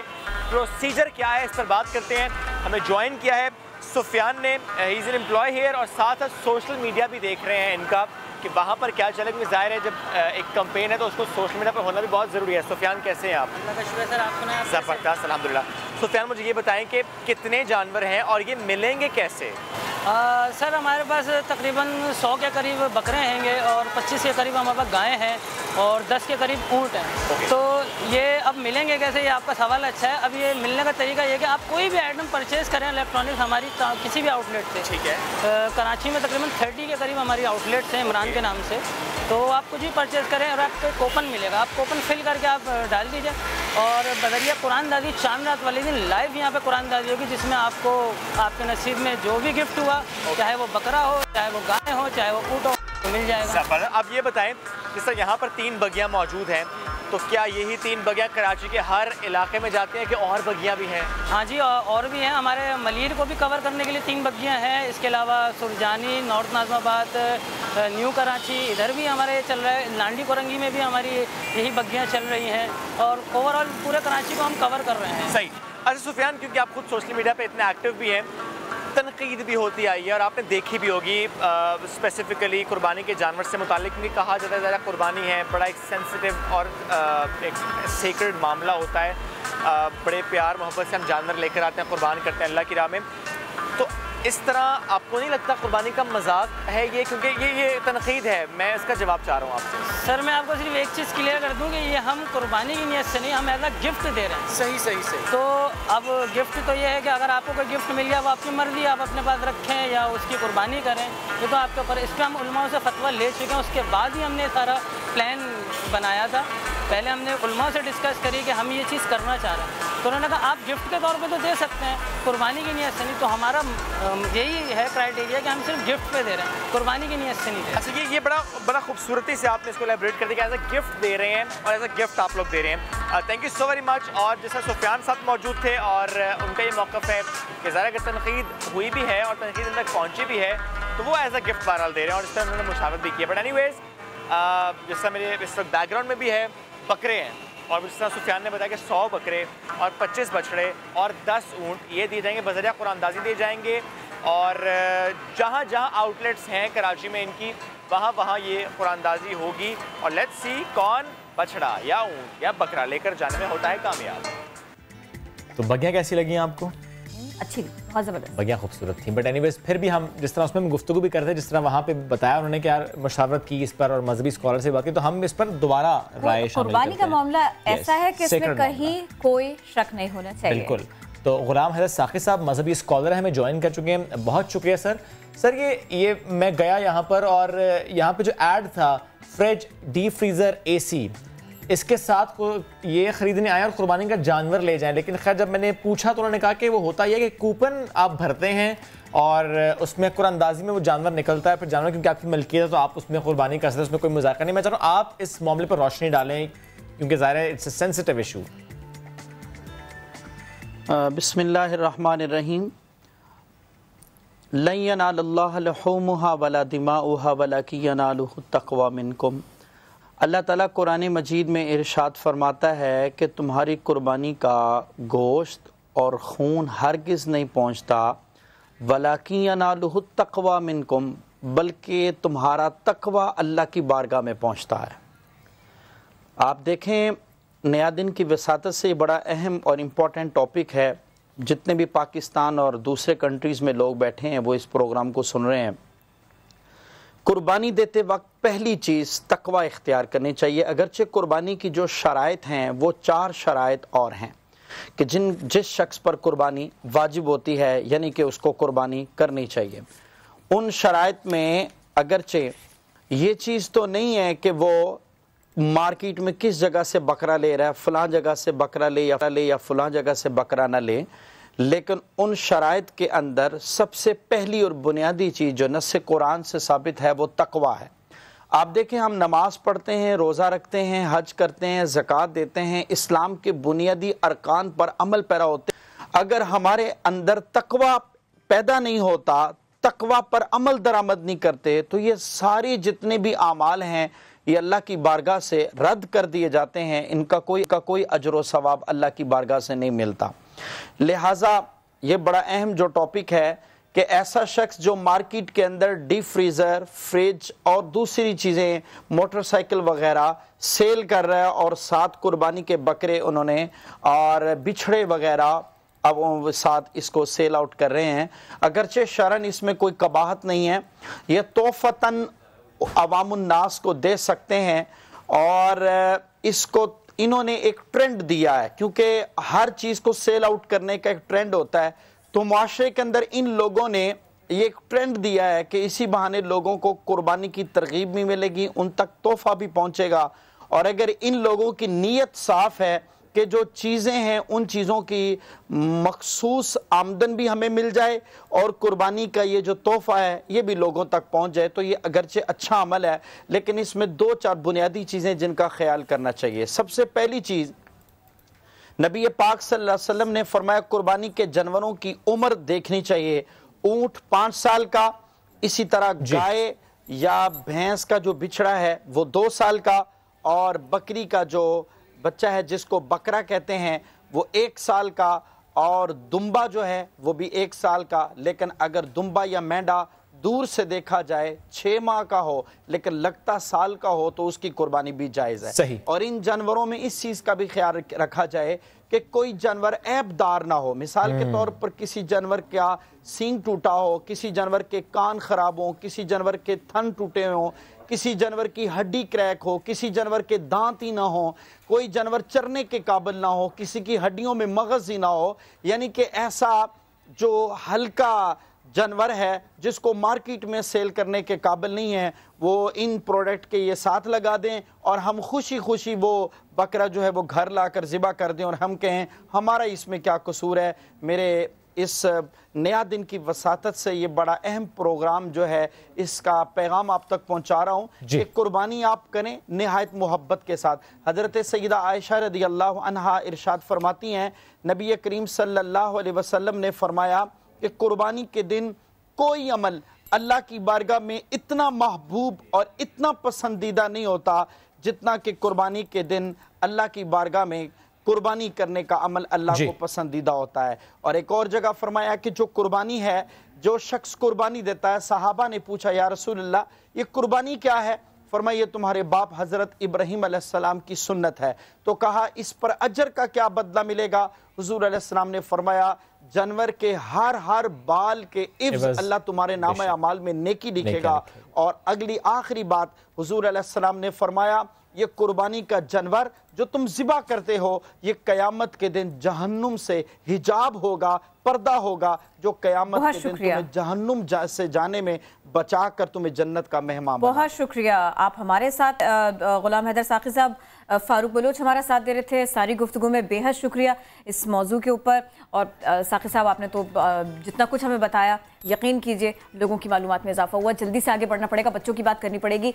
अब ये देखा गया है कि बच्चों को ऐप्स दे दी जाती हैं, लेकिन ये प्रॉब्लमेटिक है। नॉर्वे में 8वीं जमात के बच्चों पर किए गए एक वसीम मुताले में इंकशाफ हुआ है कि वो बच्चे जो स्मार्टफोन्स का, टैबलेट्स का या कंप्यूटर स्क्रीन्स का इस्तेमाल करते हैं किताबें पढ़ने के लिए, तहरीरी मवाद पढ़ने के लिए, तो इसकी आदत उनके लिए बिल्कुल भी अच्छी नहीं है। किसी भी मौजू पर तवज्जो मरकूज करने के लिए आमतौर पर, जैसे हम और आप जानते हैं, फोकस करना इन बच्चों के लिए बहुत दुश्वार हो जाता है। ये बच्चे बेसब्रे हो जाते हैं, तहम्मुल इनमें रहता नहीं है, इनको जल्दी से गुस्सा भी आता है। ओस्लो यूनिवर्सिटी की ये तहकीक है, 8वीं जमात के बच्चों के ऊपर ही सारा का सारा तजुर्बा किया गया, उनके ऊपर ही मालूमात इकट्ठा की गई, मुख्तलिफ सब्जेक्ट्स के ऊपर इनकी महारत का जायज़ा लिया गया और फिर ये सब कुछ सामने आया कि ये जो बच्चे हैं इनकी याददाश्त 20 साल पहले इसी जमात में पढ़ने वाले बच्चों की निस्बत बहुत कमज़ोर हो चुकी है। प्रोफेसर्स कहते हैं कि अगरचे हमारा दिमाग डिजिटल मीडिया पर भी तहरीर को तहरीर के तौर पर ही लेता है, लेकिन इस डिजिटल मीडिया पर तहरीर में तस्वीरों के अलावा भी खलल डालने वाली बहुत सारी चीज़ें होती हैं और नतीजा ये है कि हमारा बच्चा फोकस करने की सलाहियत इसकी मुतासर होने लगती है और ये सबसे ज़्यादा इम्पॉर्टेंट है। तो ये आदत बच्चों को किस तरह से पढ़ने में मददगार साबित नहीं हो रही है, बच्चों के लिए क्या क्या इस सिलसिले में प्रॉब्लम्स हैं, हम इसी सिलसिले में बात करेंगे, इसके नफ्सियाती पहलुओं का जायजा लेंगे। डॉक्टर वजाहत हमको ज्वाइन कर चुके हैं। अस्सलाम वालेकुम, वेलकम टू नियादन, कैसे हैं? वालेकुम अस्सलाम जी, बिल्कुल ठीक है, अल्लाह का शुक्र। अब हमें ज़रा ना क्विकली ये बताइएगा, ये जो हम बच्चों को डिवाइसेस दे देते हैं या वो बच्चे जो खुद भी बेसब्रे होके और इस पे पढ़ने के आदी होते जा रहे हैं, कंप्यूटर्स पे बैठ करके घंटों पढ़ने के आदी होते जा रहे हैं, फोकस नहीं कर पा रहे, याददाश्त, फोकस कितने इंपॉर्टेंट हैं और एक बच्चे के लिए कितने इंपॉर्टेंट हैं? देखिए, हमारा जो ब्रेन है वो जस्ट लाइक एक मसल की तरह है कि जिस मसल को आप अच्छी तरह इस्तेमाल करते हो वो मसल ग्रो होता है। अगर हम अपने ब्रेन को एक ख़ास जायचे के अंदर इस्तेमाल नहीं करेंगे तो वो उस तरीके से ग्रो नहीं होगा। जब अगर आप पढ़ाई की बात कर रही थी अभी, तो मैं ये सोच रहा था, अगर आप अभी बच्चों को एक फिल्म देखने का भी बोल दो ना 1.5 घंटे की, तो वो 1.5 घंटे की फिल्म भी नहीं देख सकते। वो इतने बेचैन हो जाते हैं कि 20 मिनट क्या वो फिल्म फॉरवर्ड करना शुरू हो जाते हैं, क्योंकि उनकी अटेंशन स्पैन जो है वो बहुत गिर चुकी है। आज से 10 साल पहले अगर हम कोई मूवी वगैरह लाते थे तो हम चीज़ें स्नैक्स वगैरह लेके 2 घंटे बैठने की आदी होते थे, क्योंकि डिस्ट्रैक्ट करने वाली कोई चीज़ नहीं थी। ये शुरू से ही होता है। अगर बच्चा मोबाइल पे कोई चीज़ स्टडी कर रहा हो या लैपटॉप पे कर रहा हो तो यकीनन उसकी मज़ीद विंडोज़ भी ओपन हुई भी होती हैं और कहीं ना कहीं वो डिस्ट्रैक्ट हो रहा होता है। ब्रेन जब शुरू से डिस्ट्रैक्शन का आदी होने लगता है, कभी ये कभी इधर कभी उधर कभी उधर, तो क्या होता है कि वो वैसे ही ग्रो करता है और एक टाइम आता है कि बच्चा किसी भी एक चीज़ पे दिल लगा ही नहीं पा रहा होता, चाहे वो चाहे भी कि मैं इस चीज़ पे 20 मिनट बैठ जाऊं, लेकिन 20 मिनट के बाद उसको बेचैनी शुरू हो जाती है। तो बहुत ज़रूरी है कि मेरा ख्याल से अभी भी लोग बड़े कंफ्यूज हैं कि यार टैब पे बैठ के पढ़ाई हो सकती है नहीं हो सकती। ठीक है, एक शर्ट पे हो सकती है, आप सारी चीज़ उसकी डिलीट कर दें। ये बड़ा अच्छा पॉइंट है। और बस एक पेज खुला हुआ हो और उस पेज को वो टच भी ना करे, बस उसको पढ़ता रहे और बस यूँ करके वो फ्लिक करे और नेक्स्ट पेज लगा दे। अगर ये शर्त रखते हैं तो आप पेज पे पढ़े, वरना ऐसा नहीं है। मैं खुद जानता हूँ उन बच्चों को कि वो यूँ करके पढ़ रहे होते हैं और बीच में इधर उधर देखते हैं और दूसरी खट चैट करते हैं, I will be there in 50 minutes, फिर पेज खोल के बैठ जाते हैं। अब दिमाग तो वहाँ चला गया आपका। Exactly. ये है। अच्छा देखिए, बहस तो बात तो हम डिजिटल मीडिया और उसके इस्तेमाल की कर रहे हैं, ये सजेशन भी अच्छी थी वैसे पेरेंट्स के लिए, लेकिन ना मुझे थोड़ा सा जल्दी से बताएंगे आप, ये स्क्रीन के थ्रू बच्चे का पढ़ना और उसके हाथ में पेपर होना, किताब होना, कितना मुख्तलिफ है और कितना ज़्यादा मौसर है? बिल्कुल, देखिए किताब का एक अपना मजा है, लेकिन जब हम ये बात करते हैं तो लगता है करानी पड़ेगी बच्चे से, करानी पड़ेगी। लेकिन बच्चे जो है ना वो हमारे बड़े अंडे वाले बर्गर हो गए हैं। मैं आपको सही बात बताऊं, ना वो इधर के रहे ना वो उधर के रहे, ना वो पूरे के पूरे अपने आप को उस जायचे में ढाल पा रहे हैं जो कि एक इलेक्ट्रॉनिक मीडिया का फ्लेवर है, और ना ही वो किताबों के रहे, बीच में फंस गए। तो आप ऐसा करें, हमें चाहिए स्कूलिंग और हमारे कोचिंग सेंटर से चाहिए किताबों को दकियानूसी करार ना दें, उनके अंदर कोई नई तरीके से कोई नया मॉडल बनाए, कोई तस्वीर बनाए, कोई नई चीज़ उसके अंदर जिद्दत लाएं और किताबों की हद तक रखें। क्योंकि किताब एक चीज़ होती है, जब आप कमरे में बैठते हैं अब मुझे पता है नफ्सियाती तौर पे हम लोग जब बच्चों को देखते हैं तो बच्चे को जब हम कहते हैं कि आपने इस कमरे में 10 मिनट बैठना है तो हमें उस दीवारों को भी देखना पड़ता है, उस दीवारों पे कोई डिस्ट्रैक्ट करने वाली चीज़ तो नहीं है, कोई और तो नहीं आता। स्ट्रक्चर एबिलिटी को प्रोड्यूस करना पड़ेगा जिस तरह लाइब्रेरी में होती है, ठीक। तो लाइब्रेरी जैसा माहौल आप कमरे में दें, आप किताब उसको दें, आप उसको बोलें कि 20 मिनट आप पढ़ लें, उसके बाद आप अपने लैपटॉप पे बैठ जाएं। 20 मिनट अगर वो बैठ जाता है किताब के साथ तो आई थिंक वो किताब की तरफ फैमिलियर भी हो जाएगा, उसकी बैठने की आदत भी हो जाएगी और बाद में वो एंजॉय कर अपना किताब से उसकी मोहब्बत भी कायम रहेगी। लेकिन जैसे हमने 20 मिनट का कहा, क्योंकि किताब अगर फॉर एग्जांपल हमने एक गो में पढ़नी है, फॉर एग्जांपल पढ़नी है आपने किताब, आप पढ़ भी लेते हैं, लेकिन लैपटॉप, टैबलेट, मोबाइल फोन, इसको तो मेरा ख्याल है 20 मिनट्स बाद आपको लाजमी अपनी नजरें वहां से हटानी चाहिए। 20 मिनट्स तो तुमने बहुत ईमानदारी से बोल दिया, तुमने हमारे जमाने की बात कर दी जो ज्यादा दूर तो नहीं था, 5-8 साल पुराना ही था। ये अभी तो 3 मिनट 4 मिनट मान लेती हूँ। जी जी, आपको मानना पड़ेगा, मैं और स्विफ्ट तो हमेशा से हैंडसम ही है। चलिए अगले 20 साल भी रह लीजिए और तब भी 5 साल कहिएगा, 8 साल कहिएगा, मैं तब भी मान लूंगी। देखिए बस जो दिखता है वैसे ही हम बहरहाल। जबरदस्त जी। बात सारी ये है कि ज़रूरत इस बात की है कि हमें किताबों के करीब जाना पड़ेगा और किताबों का एक अपना मज़ा है। और जब आप लैपटॉप या टैबलेट पे आते हैं तो आप उसमें कुछ और चीज़ कर सकते हैं। किताबें उसमें पढ़ के अपने आप को बेवकूफ़ इतना ना बनाएं और उसमें आप इतना डिस्ट्रैक्ट होंगे कि आप सही तरह पढ़ भी नहीं सकते। लेकिन अब अगर डॉक्टर वजाहत कोई प्रेजेंटेशन है, अब अपने लैपटॉप पर ही बनानी है, अब वो हो सकता है 4 घंटे में बननी है और आपके पास डेडलाइन भी होता है, तो ज़ाहिर है वो सिस्टम ही ऐसे हमारे स्टडी का आपको। देखो हम बात कर रहे हैं बच्चों की, प्रेजेंटेशन तो हम लोग बनाते हैं जो एक एज एरा के बाद होते हैं 20, 25, 30, तो वो एक बड़ा एक डिज़ाइन एक टाइम होता है कि हमने प्रेजेंटेशन बना के प्रोड्यूस करनी है, 10 पेज में हमने बनानी है। लेकिन जब आप एकेडमिक पढ़ाई शुरू कर देते हैं उसके ऊपर या आप उसके ऊपर बैठ के लंबे लंबे काम कर रहे होते हैं तो वो इतना सेहत के लिए अच्छा नहीं होता। आप उसके साथ कंसल्ट कर सकते हैं अपनी किताब को, ठीक है। और उसमें हमने अभी तक ये नहीं कहा कि आप उसको ना करें, लेकिन अपनी आदत और अतवार को किताबों की हद तक रखें। आखिर अभी तक लाइब्रेरी में किताबें हैं, आप इंग्लैंड जाएं, आप नॉर्वे जाएं, आप और जाएं, डिजिटल लाइब्रेरी बनती जा रही है, डिजिटल लाइब्रेरी बन रही, किताबें हैं, किताबों का अपना मजा है। और आई थिंक अगर आप किताबों को छोड़ देंगे तो फिर आपके पास कुछ कमरे में कुछ रहेगा भी नहीं, मतलब ये चीज गई तो आपका सारा वैनिश हो गया। तो I think you should study books as well. Thank you so very much. आप हमारे साथ थे और इस पर बात कर रहे थे और इन्होंने तो जान छुड़ा ली वैसे मोबाइल फोन से। I don't use my phone. इन्होंने तो ये किया है, बाकी लोगों को भी करना चाहिए कम से कम। आई थिंक हमें जल्दी से बोलूं कि रोजाना से एक प्रैक्टिस करें, कम से कम 1 घंटे अपने मोबाइल को 10 फीट के फासले पर रख के देखें, फिर आप देखें अपना चेहरा आपको कितना अच्छा नजर आएगा। लेकिन मैं आप तो कुछ मिनट की बात करें, मेरी सजेशन तो ये है क्योंकि ज़ाहिर है आपको कुछ ना कुछ चीज़ें तो यूज़ करनी होती हैं, मेल भी चेक करनी है, आपने व्हाट्सएप से करना है, लेकिन ये जो डिस्ट्रैक्ट करती हैं चीज़ें, लाइक आप फेसबुक स्क्रॉल डाउन, इंस्टाग्राम खोले तो बैठ गए आप सारा फीड चेक कर रहे हैं, और वो किलर किस्म की वीडियोस जिसमें सबसे ज्यादा टाइम चला जाता है, एक वीडियो आई, फिर दूसरी आई, फिर तीसरी आई, फिर चौथी आई, वो खुलती चली जा रही है। वो लाइन भी ऐसी होती है ना कि आप वो वीडियो देख के आपको पता है स्ट्रेस होता है, लड़कियां जेलस हो रही होती है एक दूसरे की चीजें देख के, बिला वजह एक अनहेल्दी एनवायरनमेंट सुबह प्रोड्यूस हो जाता है। हाँ ये मानेंगे नहीं लेकिन ये है, ओहो ये वहां पहुंची हुई है, शॉपिंग कर रही है, अच्छा मुझे नहीं पता ऐसे ही शॉपिंग पे जा रही है, दोपहर में 3 बजे तो बात हुई है, तो क्यों टॉक्सिक फीलिंग्स लाए यार, just get of of that things और अपनी लाइफ को एंजॉय करें जिम जाके। अच्छा जी जनाब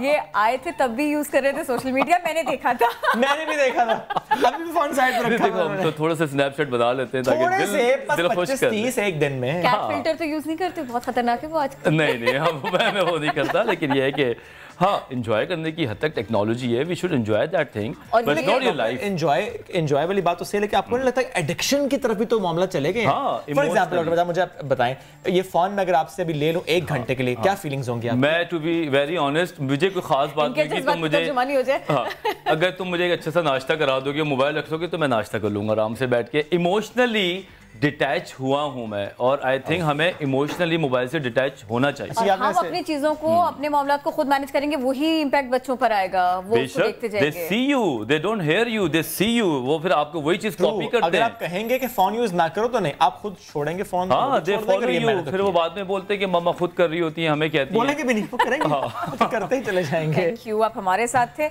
और हम जरा क्विकली आगे बढ़ते हैं। पहाड़ी चोटियां कौन सर करता है, इसके बारे में बताएं। पहाड़ी चोटियां सर करती है, तस्वीरों में हकीकत का रंग भरती हैं, खुद इस तरह से देख नहीं सकती, लेकिन दूसरों की मदद किस तरीके से करती हैं कि उनकी ज़िंदगियों में रोशनी भर जाए।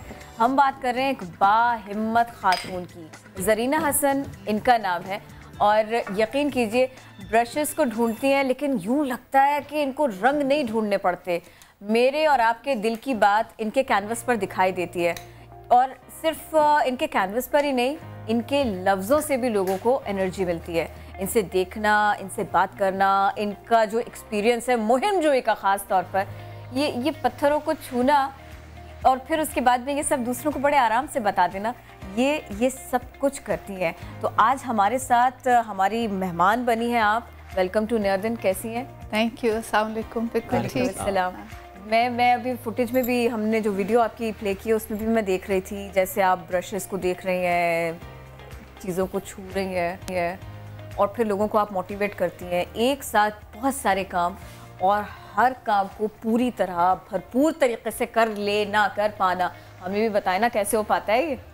पहले तो जी आप भी खातून है, मैं भी खातून हूँ, तो ख़वातीन तो इस काम में हम माहिर है। बहुत रोल्स होते हैं, वी वेयर मैनी हैट्स। माँ भी होते हैं, घर को भी संभालते हैं, बाकी जिम्मेदारियाँ भी होती हैं, तो I think that comes to us naturally. क्या कुदरती बात है। अच्छा, मैं फिर भी ज़रीना स्टोरी सुनना चाहूँगा आपसे, आपकी कहानी, क्योंकि जिन लोगों ने सुनी वो कहते हैं कि बहुत दिलचस्प, बहुत मोटिवेशन है उस कहानी में। किस उम्र में बेनाई से महरूम हुई और फिर ख़ुद को संभाला कैसे, ताकत कैसे मिली आपको, मोटिवेशन क्या थी? I want to hear that. जी मुख्तसरन कहूँगी, वक्त कम है। ये सारा सफ़र 10 साल पहले शुरू हुआ। 10 साल पहले मुझे मालूम हुआ कि मैं अपनी ये लेफ़्ट आँख, उल्टी आँख से देख नहीं पा रही हूँ। तो जब भी तशख़ीस हुई, डायग्नोसिस हुई कि मुझे ग्लोकोमा का मर्ज़ है, और ये जितनी भी बीमारियां जिसको जुवेनाइल छोटी उम्र में हो जाती हैं वो ज़रा ज़्यादा अग्रेसिव होती हैं, उनमें ठहराव नहीं आता। तो मेरे साथ भी ये हुआ। फिर 5 साल जो दूसरी आँख थी वो सही रही, उसको कुछ मसला नहीं था। फिर 5 साल बाद लाइक 2015 में वो भी अफेक्ट हुई, and with in months I lost site in that I also. तो थ्रू आउट दिस प्रोसेस, इस पूरे सफ़र में, अमल में, जैसे मैंने कहा, मैं माँ हूँ, मेरे 3 माशाल्लाह बेटे हैं, तो वो भी साथ साथ चलता रहा। सब हमने एज अ फैमिली इसको लिया, और मैंने एक फ़ैसला किया था कि अब आगे मेरी ज़िंदगी में, जैसे आप लोगों को शायद लगता होगा तारीकी है, मायूसी है, मगर मैं अपने आप को उस तरह नहीं देखना चाह रही थी। तो ये फ़ैसला मेरा था, और हम सब का फ़ैसला हमें ख़ुद करना होता है कि आगे ज़िंदगी मुकम्मल तौर पे हंस के किसी की अपनी ज़ात से निकल के गुजारनी है या मायूसियों में गुजारनी है। So I think the choice is ours and it's a simple one. Thank you. और बस क्योंकि बिल्कुल 1 मिनट मैं चाह रहा हूँ, अगर आप मुझे ये भी बता दें कौन पहाड़ी चोटियाँ भी अब सर कर चुकी हैं? इस्लामाबाद में जो मरगला हिल्स हैं उनको ट्रैक कर, फिर नॉर्दर्न एरियाज़ में स्कर्दू, हुंजा, यहाँ जाती हूँ। और एक और, बतौर सोशल एक्टिविस्ट आपको क्या लगता है सबसे इम्पॉर्टेंट इशू कौन सा जिस पर बात होनी चाहिए, जिस पर आप बात कर रही हैं?